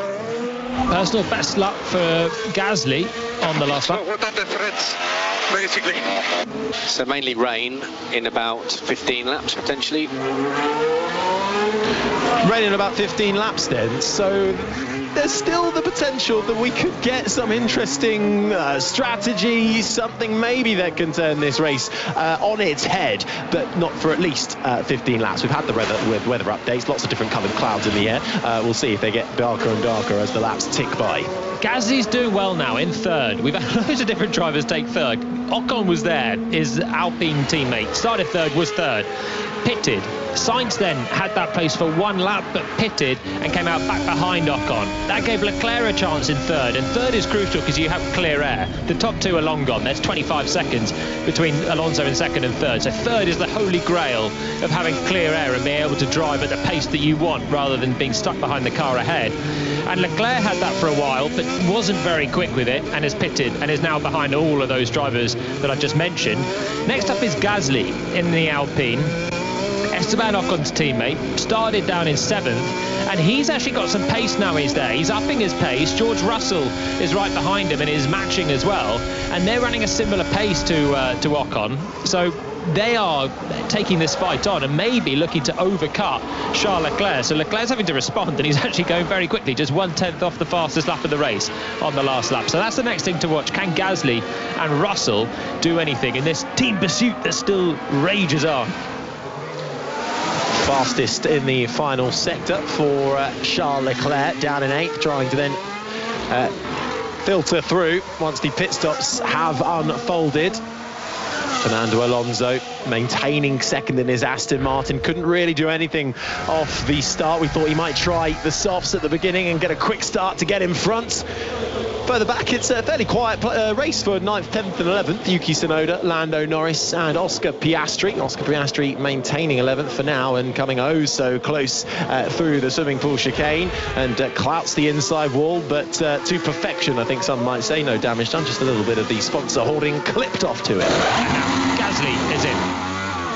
That's the sound of the Alpine leaving the pit box. That looked like a pretty good stop, much better than his teammate had, but he is now going to emerge behind the train of cars. So everyone that is in 3rd now filtering back into order. Russell goes up to 3rd, he still has to pit, and Leclerc flashes past Pierre Gasly as he rejoins the circuit down towards Saint-Devote, turn 1, and it's as you were, Gasly down to 8th. Will be 7th where he started once George Russell pits, unless Russell now can find a lot of pace. There are some pockets of rain a few kilometres away from the track. We're monitoring. Just monitoring those pockets of rain. I suppose what will also help George Russell, right, is if we suddenly get a safety car. That's the reason to stay out, and that's why Verstappen and Alonso don't want to pit. Verstappen could pit, he's on the mediums, he'll go into hard tyres, he'll be very quick when he does and he can catch Alonso, but if it rains, they'll have to come in for wets or intermediate tyres, and he'll have lost the track position. So that's why if you don't have to pit, you don't pit when there's a little bit of rain in the air. We've been hearing about it for a long time and nothing's materialised just yet, but it's just a chance in Monaco, and you don't leave things to chance when you're in the lead and you have things in your hands. And Verstappen right now with a 9-second lead over Alonso doesn't need to do anything, doesn't need to take any risks, just drive around, keep your gap if you can, and if it rains, you've got the option to pit still and come out ahead. George Russell's actually got Sergio Perez for company on track at the moment. Perez a lap down, but it's a shame because that Red Bull does have the pace. He just won't be able to show it. Currently down in 19th. So Russell then in third, waiting to see when he decides to come into the pit lane. Are they going to eke out perhaps for this threat of rain that might or might not be coming? There are pockets around, but other radars are saying not a chance, mate. It is not coming. As the sound you're hearing is the rear end of Kevin Magnussen in the Haas coming through Saint-Devote, and just the slightest of kisses with the wall on the exit. Still with Lance Stroll right behind him as well, so Magnussen pressing on 14th and 15th, still line astern, the Haas and the Aston Martin, and Magnussen just with a little tap of the wall out of the first corner where Perez smacked it yesterday and ruined his weekend. Maybe drops of rain around turn 6 to turn 8. Okay. So that's the hairpin, and then into Portier. So, but even if it's only drops, it's got to be surely something a bit heavier than that for it to really turn this on its head. Yep, but it starts with drops. We've got an easterly on our hands, Harry, today. And so it's coming in from the Italy side of Monaco, a little bit of weather, and that's where it's going to hit turn 6 and turn 8 first, the slow speed corners and the hairpins. But, you know, drops can start, and then it can get a bit heavier, and then it can cover the whole track, and it's keeping everyone on their toes. Lap 50 of 78 of the Monaco Grand Prix. Formula One comes to town once a year and it lights up the streets of the Principality. Of course, if this was a circuit that was pitched and designed for modern day Formula One in 2023, it would not pass the regulations to be on the grid. Here is Russell. Yeah, it's in turn 3. Okay, so how does that compare to drops though? Where does drops and then spitting? I would say it's much the same. Tomatoes and tomatoes, you could say. That's turn 3, Massenet, top of the hill, and maybe a bit of relief rainfall then. Top of the hill, higher elevation, and more likely to get a bit of precipitation. That's what Russell's experiencing then at turn 3. Quite a quick left-hander, that is, at the top of the hill. And it's drizzling now down towards the tunnel. It is properly drizzling. It's developed to drizzle. Well, let's see how that unfolds shortly. But there's been a goal at Motherwell. Connie McLaughlin. It's Motherwell 1, Dundee United 0. Kevin Van Veen, 11 successive games now he scored in, setting a new Scottish Premiership record. Bad luck though for Dundee United, who need a win and a 9-goal swing and Ross County to lose if they're to avoid relegation. As it stands, it's Motherwell 1, Dundee United 0. Thanks, Connie. We have drizzle, Rosanna. Well, do we, Harry and Jolien? Do we? Because I feel a bit like we could be at the Belgian Grand Prix, where we see so much localised weather, parts of the track wet, parts of the track dry. I'm standing on the sort of start side of the racetrack, so further around like Raskas, that kind of area, whereas where you're talking about obviously is a bit further away over the other side of the harbour. Here, everybody's dry. Yeah, it's raining more and more. George Russell, it's raining more and more. It's coming your way, Rosanna. It's coming your way. Okay, I'm looking on the ground. I'm looking on the ground now, which I know is not the place to look. There are a few little drops, but I mean very few and far between. Tiny drops. Yeah, it's on its way from the other side. Yeah, look over the mountains. Over the mountains, there is a darkness appearing. Far away. Get the brolly out. We're going to get a wet finish. I didn't bring my brolly and I didn't bring my rain jacket, so I'm going to have to rely on the shelter of the media pen when the drivers come over. And a lot of the fans have already made their way over to the paddock because they want to see the drivers when they come back through. A lot hanging outside the Red Bull Energy Station in anticipation of who they assume will be their race winner, Max Verstappen. But with rain in the air and on the ground now, anything could happen in these last laps of the Monaco Grand Prix, I think. It is coming down. It's coming down at the hairpin. This is Verstappen. Raining. Okay, you let me know if you need to box to stay on the track, Max. It's as simple as that. They're struggling. They are struggling. They cannot make it round full pelts. Sainz is right on the tail of Esteban Ocon. Here we go through the tunnel. Sainz, this is for a net third. Might have a chance to make a move. And then they go side by side into the Nouvelle chicane. We've got a car off in front. Sainz can't keep it turned in. Has to cut across the straight. So does the Williams in front of Albon that's battling with Hülkenberg, but they're a lap down. George Russell has been told to pit. Are we about to see a change in tyre? Are we going to go to the intermediates? It's not heavily raining, but in certain parts of this track, it is doing it enough to warrant slow grip, and not enough grip. Through we go into Rascasse. Is anyone going to peel in then? They will file through. No one's risking it. Stroll is in. Not sure what he's going to go on to, though. This is carnage now. The faster drivers are coming through lap cars as well. It's drizzling, it's slippery. We're in Monaco, where the walls are right there on the track edge in every corner, and so there's huge disparities between places, and it's Ocon and Sainz who are line astern. Hamilton's still there as well, not far away, and then you got Leclerc and Gasly. It's all very, very close, and it's intensifying down at the hairpins. Tippy-toe stuff.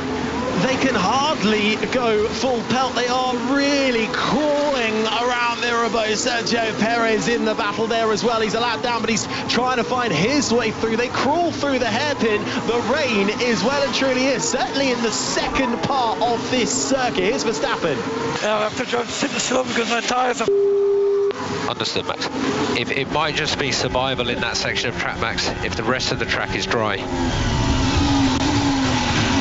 Carlos Sainz is the sound you're hearing into the Nouvelle chicane, right onto the back of Esteban Ocon, who is struggling for grip. Sainz closes right into his rear, can't quite find a way through yet. He tries down into back, can't make it work, and the other Ferrari is trying to crawl its way through and catch up to the back of Hamilton, and then comes Gasly tiptoeing through Perez. The skill level right now is just immense. Racing wheel to wheel on a slippery track on dry tyres that cannot disperse any water, and if you go in too deep, you fight too hard, you will hit the wall and you'll be out of the race. The sound you can hear is Sainz still chasing Esteban Ocon. It sounds quite dry in towards turn one. He's leaving me no space. You need to do something about it. We're gonna crash. And now we're into the wet part, up to turn 3. This is where it's slippery. This is where Sainz, on his medium tyres, is much more confident than Ocon. And he's on the radio saying, Ocon is driving erratically, not giving me space. The rain is still coming down, and Sainz is way more confident right on the back of Ocon. Are we getting towards intermediate territory? Bottas has pitted, so has Stroll, Zhou and Albon. They've gone for it. And I think surely we are in intermediate territory. Half the track seems dry, though. Carlos can't keep it in a straight line, though, coming into that middle sector. All it takes is to have one damp patch that's enough to send you into the wall. Sainz gets a big crossover moment coming out of the corner that approaches the tunnel, but then it's dry once you go through the tunnel. Alonso pits, and surely they're going to throw on intermediates for the Aston Martin, and he may have a chance to undercut Verstappen on his inters and take a race lead if it carries on raining. This is huge out front. The rain is pouring down here in Monaco, but not entirety of the track. Alonso is then coming out of the pits. He's on, what tyres is he on? Is he on the inters? I can't tell. It could be the inters. We'll wait and see. He's not on the inters. Dry tyres. They've got medium tyres for Fernando Alonso. Exits the pit, and they obviously think the rain's going to pass. As Ocon pits in the Alpine. He fancies the inters. They've got different plans. They've got different weather forecasts. Obviously, they've not been listening to Rosanna. And in comes Ocon from what was third. Russell's also pitted. Let's quickly head to Wembley then. Henry Moran. D2 playoff final, an equaliser for Carlisle United with 7 minutes remaining. Substitute Amari Patrick sweeping home. It's Carlisle 1, Stockport 1. And a goal at Hampden with Roddy Forsyth. And I said that Celtic were home and hose, but I spoke too soon. Rangers have scored, brought on a substitute, Laura Berry, and her pace and her skill has troubled Celtic whenever she's gone the ball. She had an angle shot past the goalkeeper just a few moments ago. It's now Celtic 2, Rangers 1, but there's a VAR check for offside, so we'll come back to you on that. Okay, back in Monaco, lap 55. It is raining, definitely in the middle part of this sector. Carlos Sainz has just gone off into Mirabeau, found the runoff. He spun back onto track. He's still in fourth. It's Verstappen, Alonso, Leclerc, Sainz. Ocon, though, Russell, Hamilton, Gasly, all have switched onto the intermediate tyre. It's hosing it down. I cannot believe Alonso did not put on intermediate tyres, the wet tyre, grooved. It's to deal with these conditions. I cannot believe he didn't put them on. He would have had a chance to lead the race if he'd done it, but he carried on with dry tyres. Baffling from them. Verstappen pits from the race lead. He goes on to the Inters. He's copied everyone else, and Sainz had a chance on the slicks. The Ferraris are fighting, but they're both just sliding around on dry tyres in the pouring rain now in Monaco. It's a horror show for Ferrari, who stayed out. Alonso has come back into the pits as Max Verstappen leaves the pit lane on a set of Inters. They've got it wrong at Aston Martin. They had to bring him back in, and they have got to switch him onto that intermediate tyre. They do so. The two Ferraris, meanwhile, just behind at third and fourth, could hardly keep it on track. Esteban Ocon could come back up here. How quickly can Alonso get out of the pits? He'll have a bit of time over Ocon. Leclerc and Sainz coming in. It's going to be a double stack from Ferrari. Aston Martin blew the race here. Ocon caught the Ferraris in one lap. That's how much they gained. 20 seconds in one lap by pitting for Inters. If Aston Martin had pitted and put Alonso onto intermediates, he'll have jumped Verstappen. He'll have won this race, but he didn't, and he's done 2 pit stops in 2 laps. It's a staggering decision from Aston Martin. Now he's back in, and everyone has now made a pit stop for intermediates, which will help them. I don't know how we've not had a car in the wall in all of this. It's been amazing driving from everyone out there to keep it in a straight line. And Ocon, through it all, is back into third place. He's called it right. Alpine have called it right with him. Fantastic stuff, and it is really coming down here. We've had a VAR call at hand, and Roddy Forsyth. And that takes the score back to Celtic 2, Rangers 0, because Laura Berry, sure she had finished correctly, was just a fraction offside after a long VAR investigation. So it's Celtic 2, Rangers 0, and there are 3.5 minutes of normal time to go in the Women's Scottish Cup Final. Back at the Monaco Grand Prix, and we're just seeing a replay of Max Verstappen teetering around before he changed onto the Inters, and he did find the wall. He grazed it coming into the right-hander that leads you into the tunnel. We're seeing on our timing screens, though, that Lance Stroll and the Aston Martin has stopped on track, and Carlos Sainz just being shown the replay there of him sliding out. Yeah, that was the sound of Sainz spinning from what was the place, but I mean, how they just stayed on track on the dry tyres, and Sainz tapped the wall. Verstappen from the race lead hit the wall, and this is the sound of Lance Stroll in the Aston Martin, and wow, smacked the wall at the hairpin, but the car just stopped turning for some reason. I think he must have had damage from somewhere else, and he's going to drill it into the wall. He's playing bumper cars with his Aston Martin, whacking one wall, whacking the other wall. He keeps going, and he doesn't seem to be able to turn the car. He's pulled it off, and they managed to pull it off into a safe place in the middle sector. Stroll is out, and the race carries on without so much as a safety car. That was unbelievable. Rosanna, did you find an umbrella? No, I haven't found an umbrella, but you know what? I finally found the rain. It's finally made its way across the harbour. Fans are running around the place trying to find umbrellas, trying to find shelter. Finally, we've got rain in all parts of the track now, I think. That was such a strange one. It's such a small area, the Principality of Monaco, that you sort of think if it's raining in one place, it'll be raining in all places. But suddenly it felt like we were at Spa for the Belgian Grand Prix. So to recap where we're at, we've got 21 laps to go. It's teeming down still in Monaco. Even the intermediate tyres are struggling as Lewis Hamilton tries to get on the power. This is the sound of Magnussen, what is he doing still on dry tyres? What's going on for Kevin Magnussen on dry, hard tyres? Hasn't pitted, and he's going slower than the slowest of road cars. I could go-kart quicker than Magnussen is getting around the middle sector of Monaco, and how that has happened, I just don't know. But 20 laps to go. It was dry. It was all looking plain sailing out front. We're going to box for full wets, Kev. We're going to box for full wets. It was all fine out front. Then the rain started coming from the eastern side, so the slow-speed corners in the first and second sector, and out front, Verstappen and Alonso were trading blows. Alonso pitted but didn't choose the intermediate tyres, stayed on a slick, and that was the wrong call. He then had to come back in. So we've still got Verstappen and Alonso out front, but Alonso now is only 4 seconds ahead of Ocon because he's had a double pit stop. Behind that is where the action really kicked off. Ocon started third, is still third, but was under huge pressure from Sainz in the Ferrari, who has been harrying him for the whole Grand Prix. Sainz had a good look for a number of laps at passing him. Then Ocon pitted, took the gamble, or took the decision to go for Inters. Sainz took the gamble of staying out, and it didn't work for him or his Ferrari teammate, as Magnussen is completely predictably found the wall on his hard tyres. I don't know what Haas were playing at, but they kept him out there, and he's found the wall, and he is in the final corner. He's reversed it and he's got going again. Ferrari stayed out on the dry tyres, stayed out way too long, and Sainz went spinning. Leclerc wasn't much quicker. They've lost position, so Ocon's still third. Now has Hamilton behind him, and George Russell, who stayed out the whole way, has only made one pit stop in the Grand Prix, and called that right. Russell is in 5th. Well done, Julian. It's dramatic. The topsy-turvy last 10 laps has just been bonkers. But in the end, the top 10 of the order are kind of fairly unchanged. The Ferraris have fallen down, and George Russell has gained a little bit. Hamilton is the driver now fighting for a podium. He's right behind Esteban Ocon, so that's a fight to the flag now. And Kevin Magnussen finding the wall. He comes into the pits. There was quite a lot of steady action down at Haas. They were running to get a front wing, and further drama out on track currently, as it is the Williams of Logan Sargent in the hairpin. I think he's gone a little bit deep, gone into the wall. Bit of reverse scenario, and gets back out. No major damage. Here's Sainz. What is the forecast? Stay for 5 minutes, this kind of rain. Only 5 minutes. I need more to go to extreme. That's our best guess, but can be anything, as you know. That's the next question. That's Sainz on the radio. He was in 4th. He's now in 8th. Had a spin on the dry tyres in the rain at Mirabeau, the right-hand hairpin.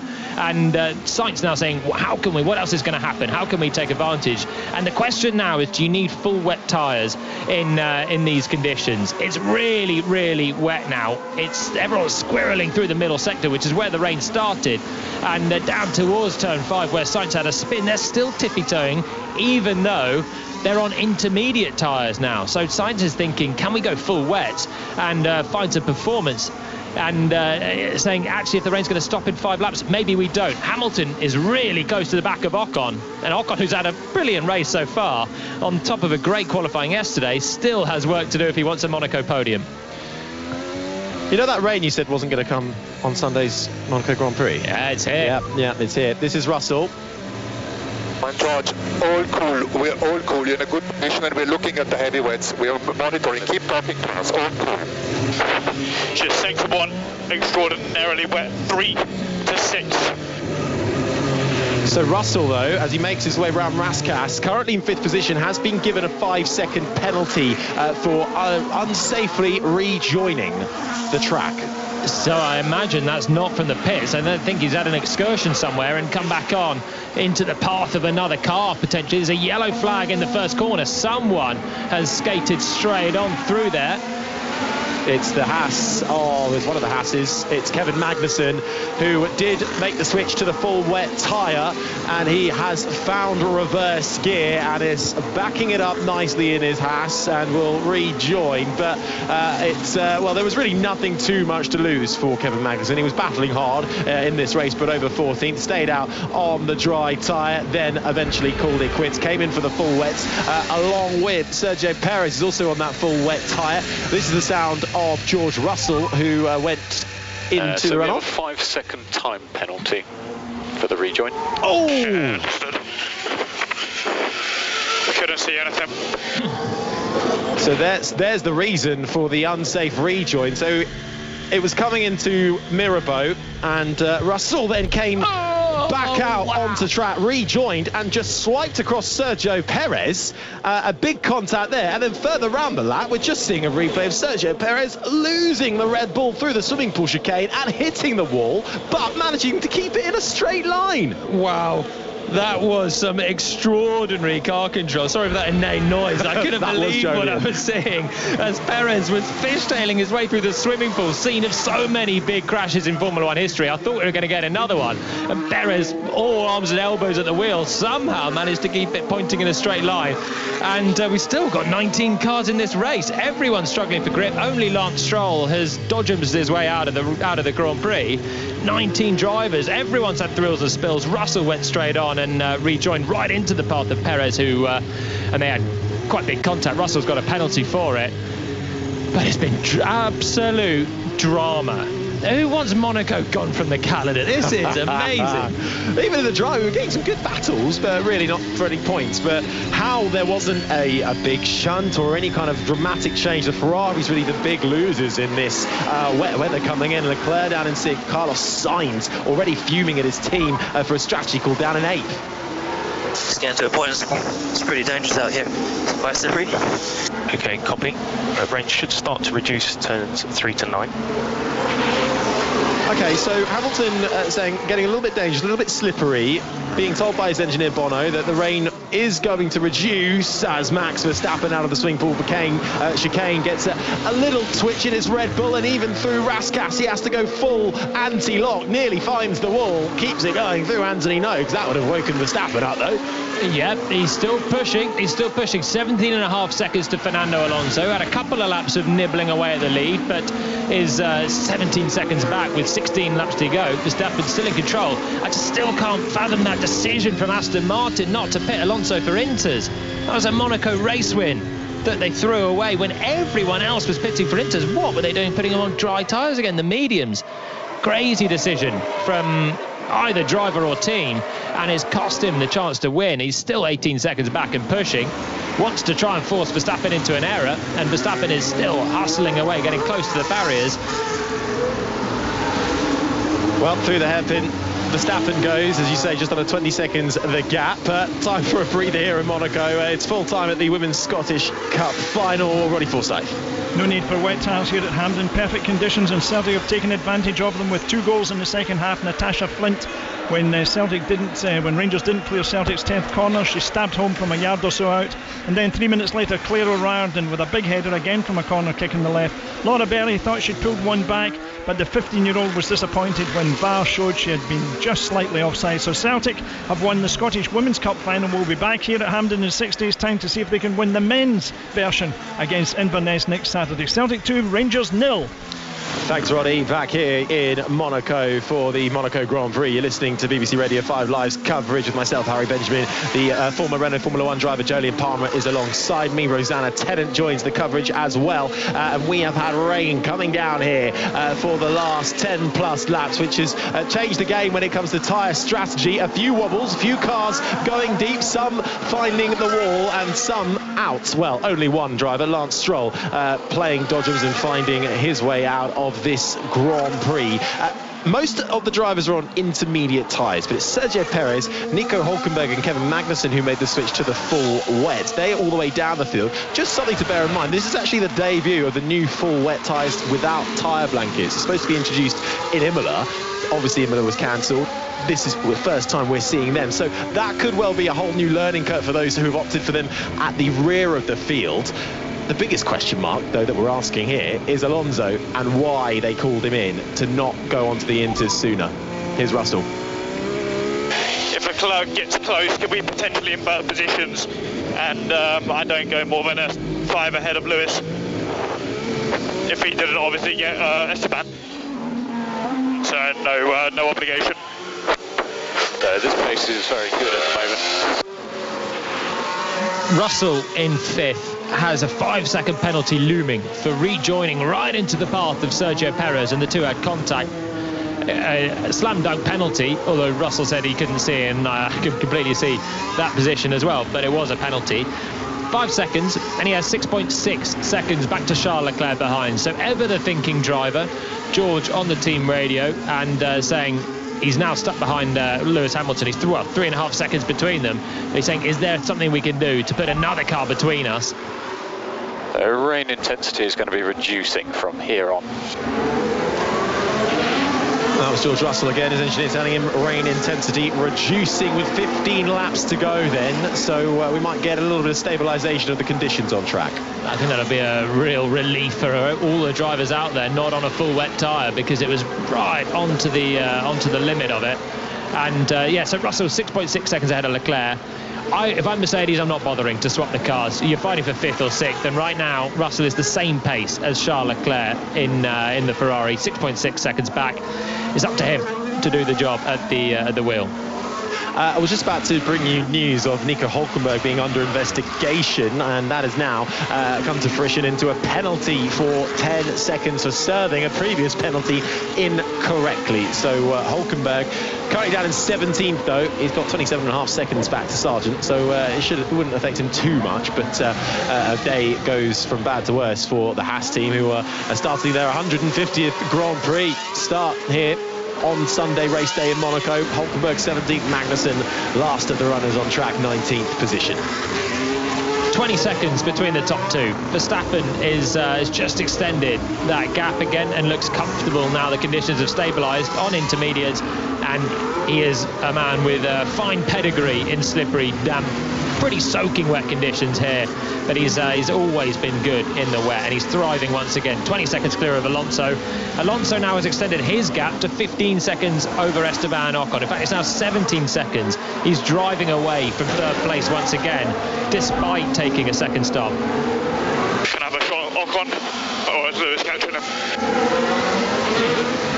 Russell trying everything to persuade his team to do the swap between himself and Hamilton. Hamilton in fourth, Russell in fifth. Ocon then is 1.3 seconds up the road in third from Lewis Hamilton. If you're Mercedes, what are you doing, Julian? Well, Russell's actually got some pace. He's lapping a second and a half quicker than Ocon on the last lap, but Hamilton is now right with Ocon as well. So this is the fight for the podium. 13 laps to go in the Grand Prix. Ocon in third, Hamilton in fourth, and then George Russell in fifth. There they go, over the line to start another lap. And Ocon is under pressure now. Hamilton just 6 tenths back. Russell saying, if Lewis isn't going to do it, can I have a go, please? But it's like Lewis might give it a bit of a go first. We're going to get a fight still. Ocon has driven. I mean, his stress level for the last 2 hours, what we got, hour and a half, must be through the roof. He's had a car in his mirrors from the word go. Sainz has launched a couple of attacks at him. Now Sainz has, well, Ferrari have taken Sainz out of contention with the strategy, really. Mercedes are the next team to be filling the mirrors of Ocon's Alpine in third place. There's Lewis Hamilton, who would love a Monaco podium. Well, as lap 65 unfolds itself here, we're getting into the closing stages of the Monaco Grand Prix. So let's head to Henry Moran at Wembley. We'll be heading to extra time as per the Championship playoff final yesterday. Carlisle United and Stockport couldn't be split in the League 2 playoff final. Stockport led until around about 15 minutes until the conclusion. Carlisle got the equaliser. We're heading to extra time. It's finished Carlisle 1, Stockport 1. Sounds dramatic. And then we've got a goal at Motherwell. Connie McLaughlin. Dundee United have pulled one back via the penalty spot. It was Jamie McGrath who converted, but they still need an 8-goal swing to avoid relegation to the Championship. It's Motherwell 1, Dundee United 1. A big day of sport, particularly in football across 5 Live. You're listening to BBC Radio 5 Live's coverage of the Monaco Grand Prix with myself, Harry Benjamin. Alongside me is former Renault Formula 1 driver Jolyon Palmer. Down in the paddock is Rosanna Tennant. We are on lap 66 of 78. Rain has come down. Drivers have switched to the intermediate tyre, some on the wets, sliding their way through. Rain is expected now to dissipate over the course of the remaining laps that we have, as we find ourselves with Max Verstappen 20 seconds in the lead in front of Fernando Alonso. A battle developing, though, for that final spot on the podium between the Alpine of Esteban Ocon, Lewis Hamilton in the Mercedes, and George Russell as well right behind him in fifth. Some of their car control on display today is just stunning. Hamilton really sideways coming out of Casino Square, still trying to put a move on Esteban Ocon and catching a beautiful slide. Ocon fighting his car as well. They're all on the limit of grip, and we haven't had a safety car in this race with 12 laps to go. And considering the conditions and considering they've been driving in the heavy rain at times with slick tyres, it's just amazing. Testament to all the drivers out there. 19 still in the Grand Prix. But they've been contact with the barriers, they've been through the runoff areas, but by and large have kept the cars in one piece. Well, it's drying up quickly in Monaco, according to Red Bull's Sergio Perez. We mentioned it's a big day of football, particularly in the Premier League across 5 Live, and we've got team news from Goodison Park with Ian Dennis. Well, Everton make 2 changes. There's no Patterson and Calvert-Lewin, so Cody and Gray start. They'll switch to 3 at the back. Bournemouth have made 3 changes, one of them enforced because they're without their goalkeeper Neto, who sadly his mother passed away yesterday. And then let's head to Ellen Road, the King Power Stadium, I should say, with John Murray. Leicester have to win this match. Maddison and Barnes are back in the team, Dewsbury Hall as well, but Jamie Vardy only on the bench. West Ham made 6 changes, but it's still a strong team with their European final 10 days away. Alistair Bruce, ball, Ellen Road, Leeds, Tottenham. Yeah, this is must-win for Leeds. Even that might not be good enough for them today. Patrick Bamford not involved. Rodrigo is fit to start. Liam Cooper comes into the team, so that looks like it'll be a back three. One change for Tottenham. They're still fighting for Europa Conference League football. Pedro Porro in for Arnaud Danjuma. Sainz, Sonoda, Norris, the top 10, and Carlos Sainz just ahead of Sonoda and Norris. Really, well, just ahead, quite a while, 50 seconds between Sainz and Sonoda, but Sainz just on the radio complaining about Gasly cutting the chicane. Carlos Sainz's day could have been a lot better today, couldn't it, Jolyon? But the team, unfortunately, its strategy once again with Ferrari. Yeah, he's still driving around with a damaged front wing that he sustained on about the 15th lap of the race when it was dry, and he launched a very ambitious dive on Esteban Ocon at the Nouvelle chicane. The team have decided not to change that in 2 pit stops, so not worth a huge amount to them, and they'd rather keep the track position and have a shorter pit stop and drive around with the damaged front wing. That Sainz now saying Gasly keeps cutting the chicane, and he's being given a black and white flag for it. And it's just a little bit more pressure on Pierre Gasly. If he does that again, that was down at the Nouvelle chicane the last time he did that. If he does it again, could be in the wrath of the stewards, maybe pick up a 5-second penalty. More Premier League team news coming out. Let's go to Pat Murphy for Villa Brighton. Thousands of Villa fans roaring their players as they stepped off the coach in the past hour. They expect to win, and the side's unchanged from the one that started last weekend at Liverpool.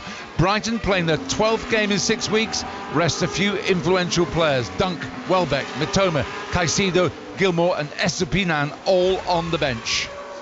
OK, let's head straight to Gavin Wallace, goal at Kilmarnock. 37 minutes on the clock. It's a goal for Kilmarnock. A Danny Armstrong corner was met by the ex-Blackburn Rovers defender Brad Lyons to give the home side more hope. That's Kilmarnock 1, Ross County 0.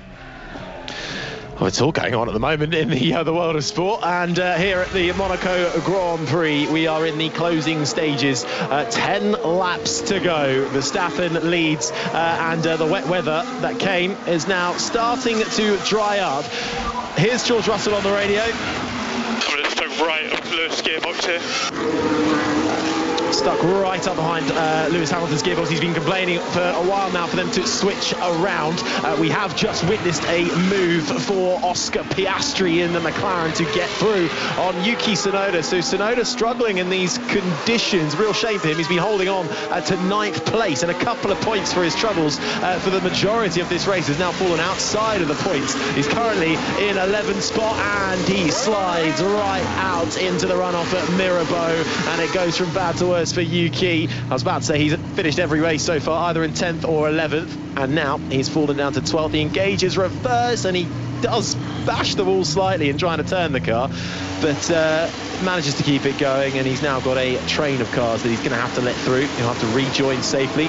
George Russell got a penalty for not rejoining safely and clouting into Sergio Perez at that very same corner, but Tsunoda then down behind his teammate into 13th. There was a couple of really nice moves from the 2 McLarens. First of all, Lando Norris came around the outside of Tsunoda into turn 1 and went late on the brakes and passed Tsunoda. That was for 9th. The next lap, Piastri did exactly the same. Had a bit of a lock-up on his right front. I wasn't sure if he was going to be heading straight to the barriers as he made the move, but the former F2 champion managed to show his talent and get himself into the points. That puts Tsunoda out, and then Yuki Tsunoda, who's been complaining of the brakes in the AlphaTauri car, didn't manage to use them effectively down at Mirabeau. So his day that was looking good, and he was a real star yesterday, qualifying well into the top 10. Had some standout laps, but he doesn't look like he's going to be scoring points. Down to 13th now for Tsunoda. Yeah, Bottas went through, Nick de Vries went through, and Zhou Guan Yu 6 seconds behind. Here is the Japanese driver. Brake is on real, man. Not happy with his brakes now, getting right out of the way of traffic. So the Alpine and the Ferrari, who are battling up front. This is the battle for 7th. Less than half a second between it. You're listening to Carlos Sainz's Ferrari as he goes up through the gears into the approach of turn 1, battling with the Alpine of Pierre Gasly in front. Gasly has the advantage for the time being as they head up the hill. So DRS has been enabled again, and it gets turned off, the drag reduction system, when it's wet. Do you see anything other than an inter in these next 9 laps? No. Understood. Thank you. The thing saying is, could it possibly get to the slick tyres again for Verstappen? But the driver with 25 seconds in hand now over Fernando Alonso is sounding pretty comfortable out front in this one. Yeah, I'm sure the McLarens had DRS when they passed Tsunoda, so even though it's quite damp out there's a drying line on the start-finish straight, so that will help some overtaking. And with Sainz right on the back of Gasly still for 7th, could be a chance for him, but he's a bit too far back on the last lap. Okay, let's re-establish the order for you there. Verstappen is still out in front, ahead of Alonso. Ocon, Hamilton, Russell, the top 5. Leclerc, Gasly, Sainz, Norris, Piastri, the last of the point scorers at the moment in 10. McLaren looking on course for a double points finish in front of Bottas in 11th, De Vries 12th, Zhou 13th, Albon is 14th, Tsunoda now down to 15th. Then comes Sergio Perez, Hulkenberg in 17th, Sargent is 18th, and Kevin Magnussen is 19th. And last of the runners, Lance Stroll, finally took a whack big enough into the wall and put his Aston Martin out of contention. Front wing update. I clipped the wall a little bit with the right rear check pressure. Okay, we'll have a look. And so he did, coming through the second part of the swimming pool, then turn 15, where he was majestic to take pole position yesterday. Max Verstappen did knock the wall. There's been so much contact with the barriers. Formula 1 cars in 2023, they're built of pretty stern stuff. In days gone by, I feel like we would have had front wings gone everywhere. We've been having some suspensions broken. They can really take a hit. They're the heaviest Formula 1 cars have ever been. And a lot of it's for safety reasons. They seem to be really, really strong with it as well. So Verstappen did tap the wall right front and right rear coming out of turn 15, and he is still marching on. Red Bull have obviously checked the pressures, and he's 1 second quicker than Alonso on the last lap, 25 seconds clear at the front of the field. He can take a pit stop if he wants. Yeah, that's how dominant this driver's been so far from Max Verstappen. We can go down to Rosanna Tennant.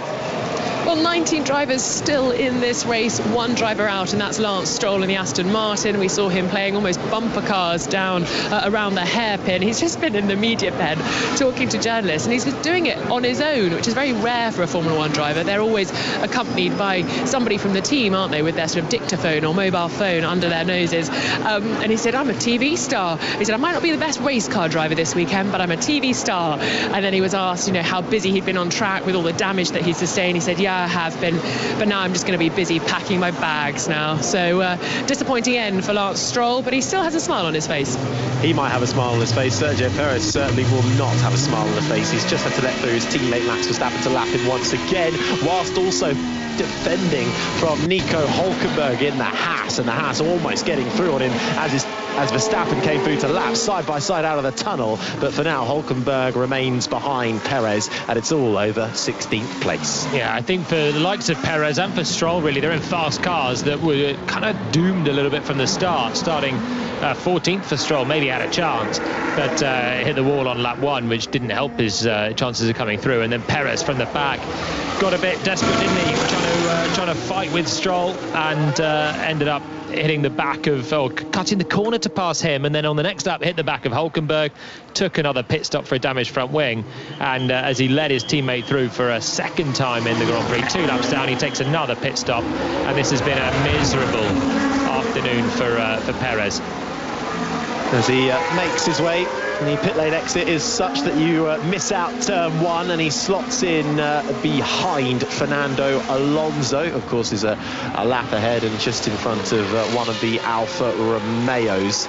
Sergio Perez down in 17th now on the intermediate tyre, Rosanna.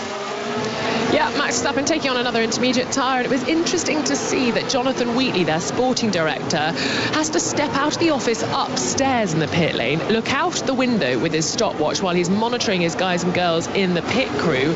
And that's not normal, is it? You normally see Jonathan Wheatley and his sort of fellow sporting directors up and down the pit walls sitting in the pit lane. But in Monaco, it's so tight and twisty that they can't all be down there. So they have to station themselves upstairs on the first and second floors of the pit building. So it's all a bit disjointed, and obviously we've seen that can lead to some discombobulation in previous years here in Monaco. But yeah, interesting with what the teams have to deal with this particular and such unique circuit of Monte Carlo. Yeah, I think I saw one of the teams passing a whole floor down from the upper part of the pit lane down into the garage area. So it really is a unique place, and often an example that actually some of the team principals have been using. We might be getting some new teams over the course of the next few years, but the teams aren't too sold about that. Monaco being used as an example where the infrastructure might not really be there to add in some extra teams, but certainly a unique place in the streets of the Principality,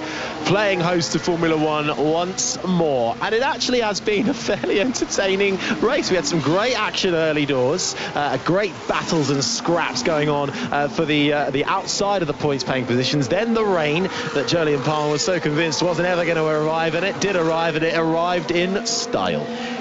Yeah. I'll hold my hands up to that. But you know what, Harry? Rain in Monaco is always a great thing, right? It always can spice things up, as it did.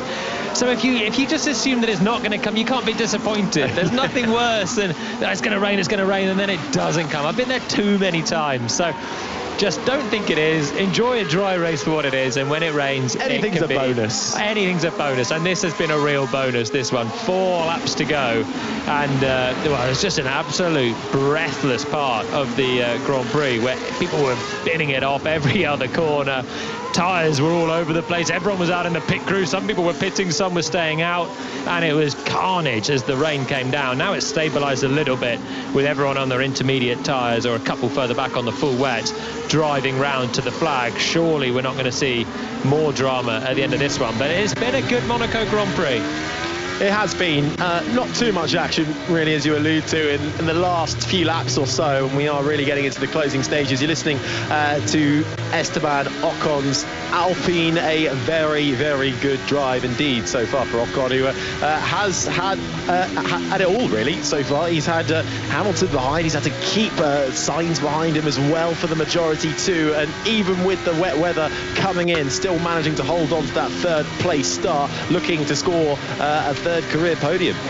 We had a lot of George Russell chit-chat over the radio in recent laps, but he's now dropped a long way back from Hamilton, 7.5 seconds between the Mercedes pair. So he was not granted team orders to go and fight Ocon, and now he's pretty much resigned himself to 5th place, but he is 10 seconds clear of Leclerc, so he'll take his 5-second penalty and remain in the top 5, where there is no Ferraris in a circuit that thought would really suit them down to the ground, and has in the past.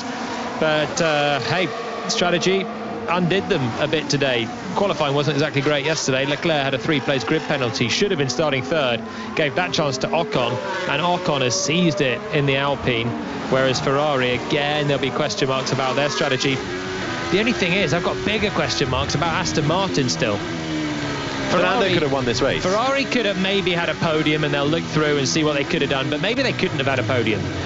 Now, I'm sure there were better things that they could have done. They're 6th and 8th, and they've lost a couple of places with it, but Aston Martin, they'll be happy with 2nd place, but they could have won this one if they'd have optimised their strategy. They had it in their chance. Alonso was about 10-12 seconds back from Verstappen, and when it was raining, if he was on intermediate tyres for 1 lap, he could have easily got past Verstappen when Verstappen pitted the next lap, but they pitted for dry tyres, and then Alonso had to come back in the next lap as well. It was a baffling decision, and that will overshadow how Ferrari have ended up 6th and 8th in this one.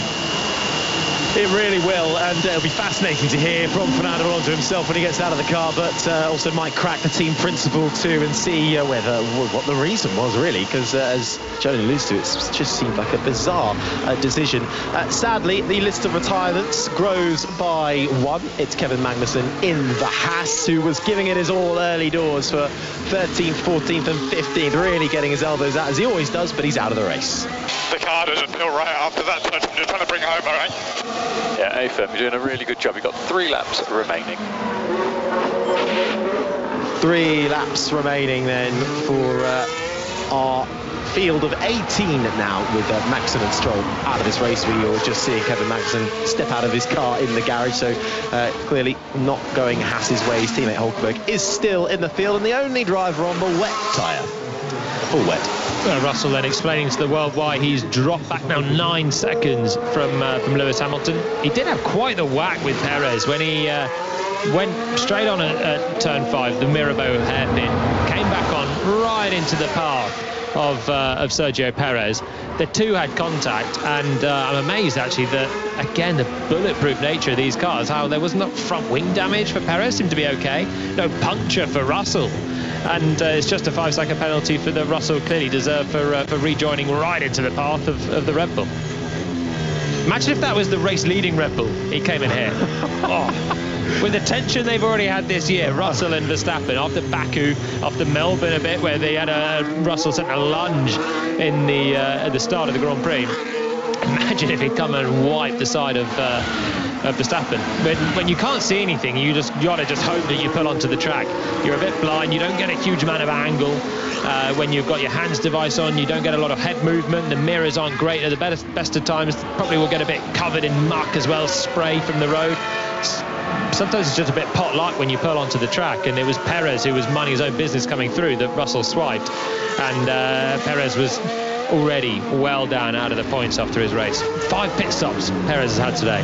5. Well, you were going to be impressed if he managed to get past Zhou Guanyu, really. So, he didn't technically do that, but he made some gains on P20 at least. So he made an overtake on track. That was against Logan Sargent. I wanted to see Perez make a move on track today from 20th. Well, if he can make one on track, great. I thought he might be able to fight back for some points, but he didn't, obviously. And I don't think it looked like he might for a short time. But hey, no points for Perez. And it's worst case scenario for him because the crowd cheer for Max Verstappen as he makes his way through the swimming pool chicane for one final time. He has been superior. Max Verstappen started this race from pole position, a great start, kept Alonso behind him and made all the right calls once again with the team. Round Anthony Nogues, the checkered flag waits for Max Verstappen, who will cross the line first and take his 4th win of the season and extends his championship charge. Fernando Alonso, it'll be a bit of a wait, over 27 seconds until he comes across the line, but Fernando Alonso in that Aston Martin, well, questions might well be asked. Could they have won this race? Could they have switched to the Inters earlier? I think Fernando will be one to talk to straight after this, but he takes the checkered flag, and it's another podium for Fernando Alonso, and Esteban Ocon then another 9 seconds to wait from him. The field slightly spread out then in the top 10, but Ocon takes the line, and with it a 3rd career podium. It's a Red Bull, an Aston Martin and an Alpine that occupy the podium placings as Hamilton comes across in 4th, then it will be Russell in 5th, and Leclerc just in front of Gasly as they take the checkered, and Sainz will be disappointed with P8. That's a good race. Thank you very much. All those top 3 really deserve it. I mean, Verstappen was under control, it was looking very good, and really did the bulk of the damage in yesterday's qualifying. Alonso 2nd place, could have won it, I think, if Aston Martin got the strategy right, pitted at the right time, fitted the wrong tyres. But I'm really pleased for Esteban Ocon as well, 3rd for him, and after yesterday's backed it up with a really good defensive drive to get Alpine back on the podium. They will be chuffed. They've been under a lot of pressure this year.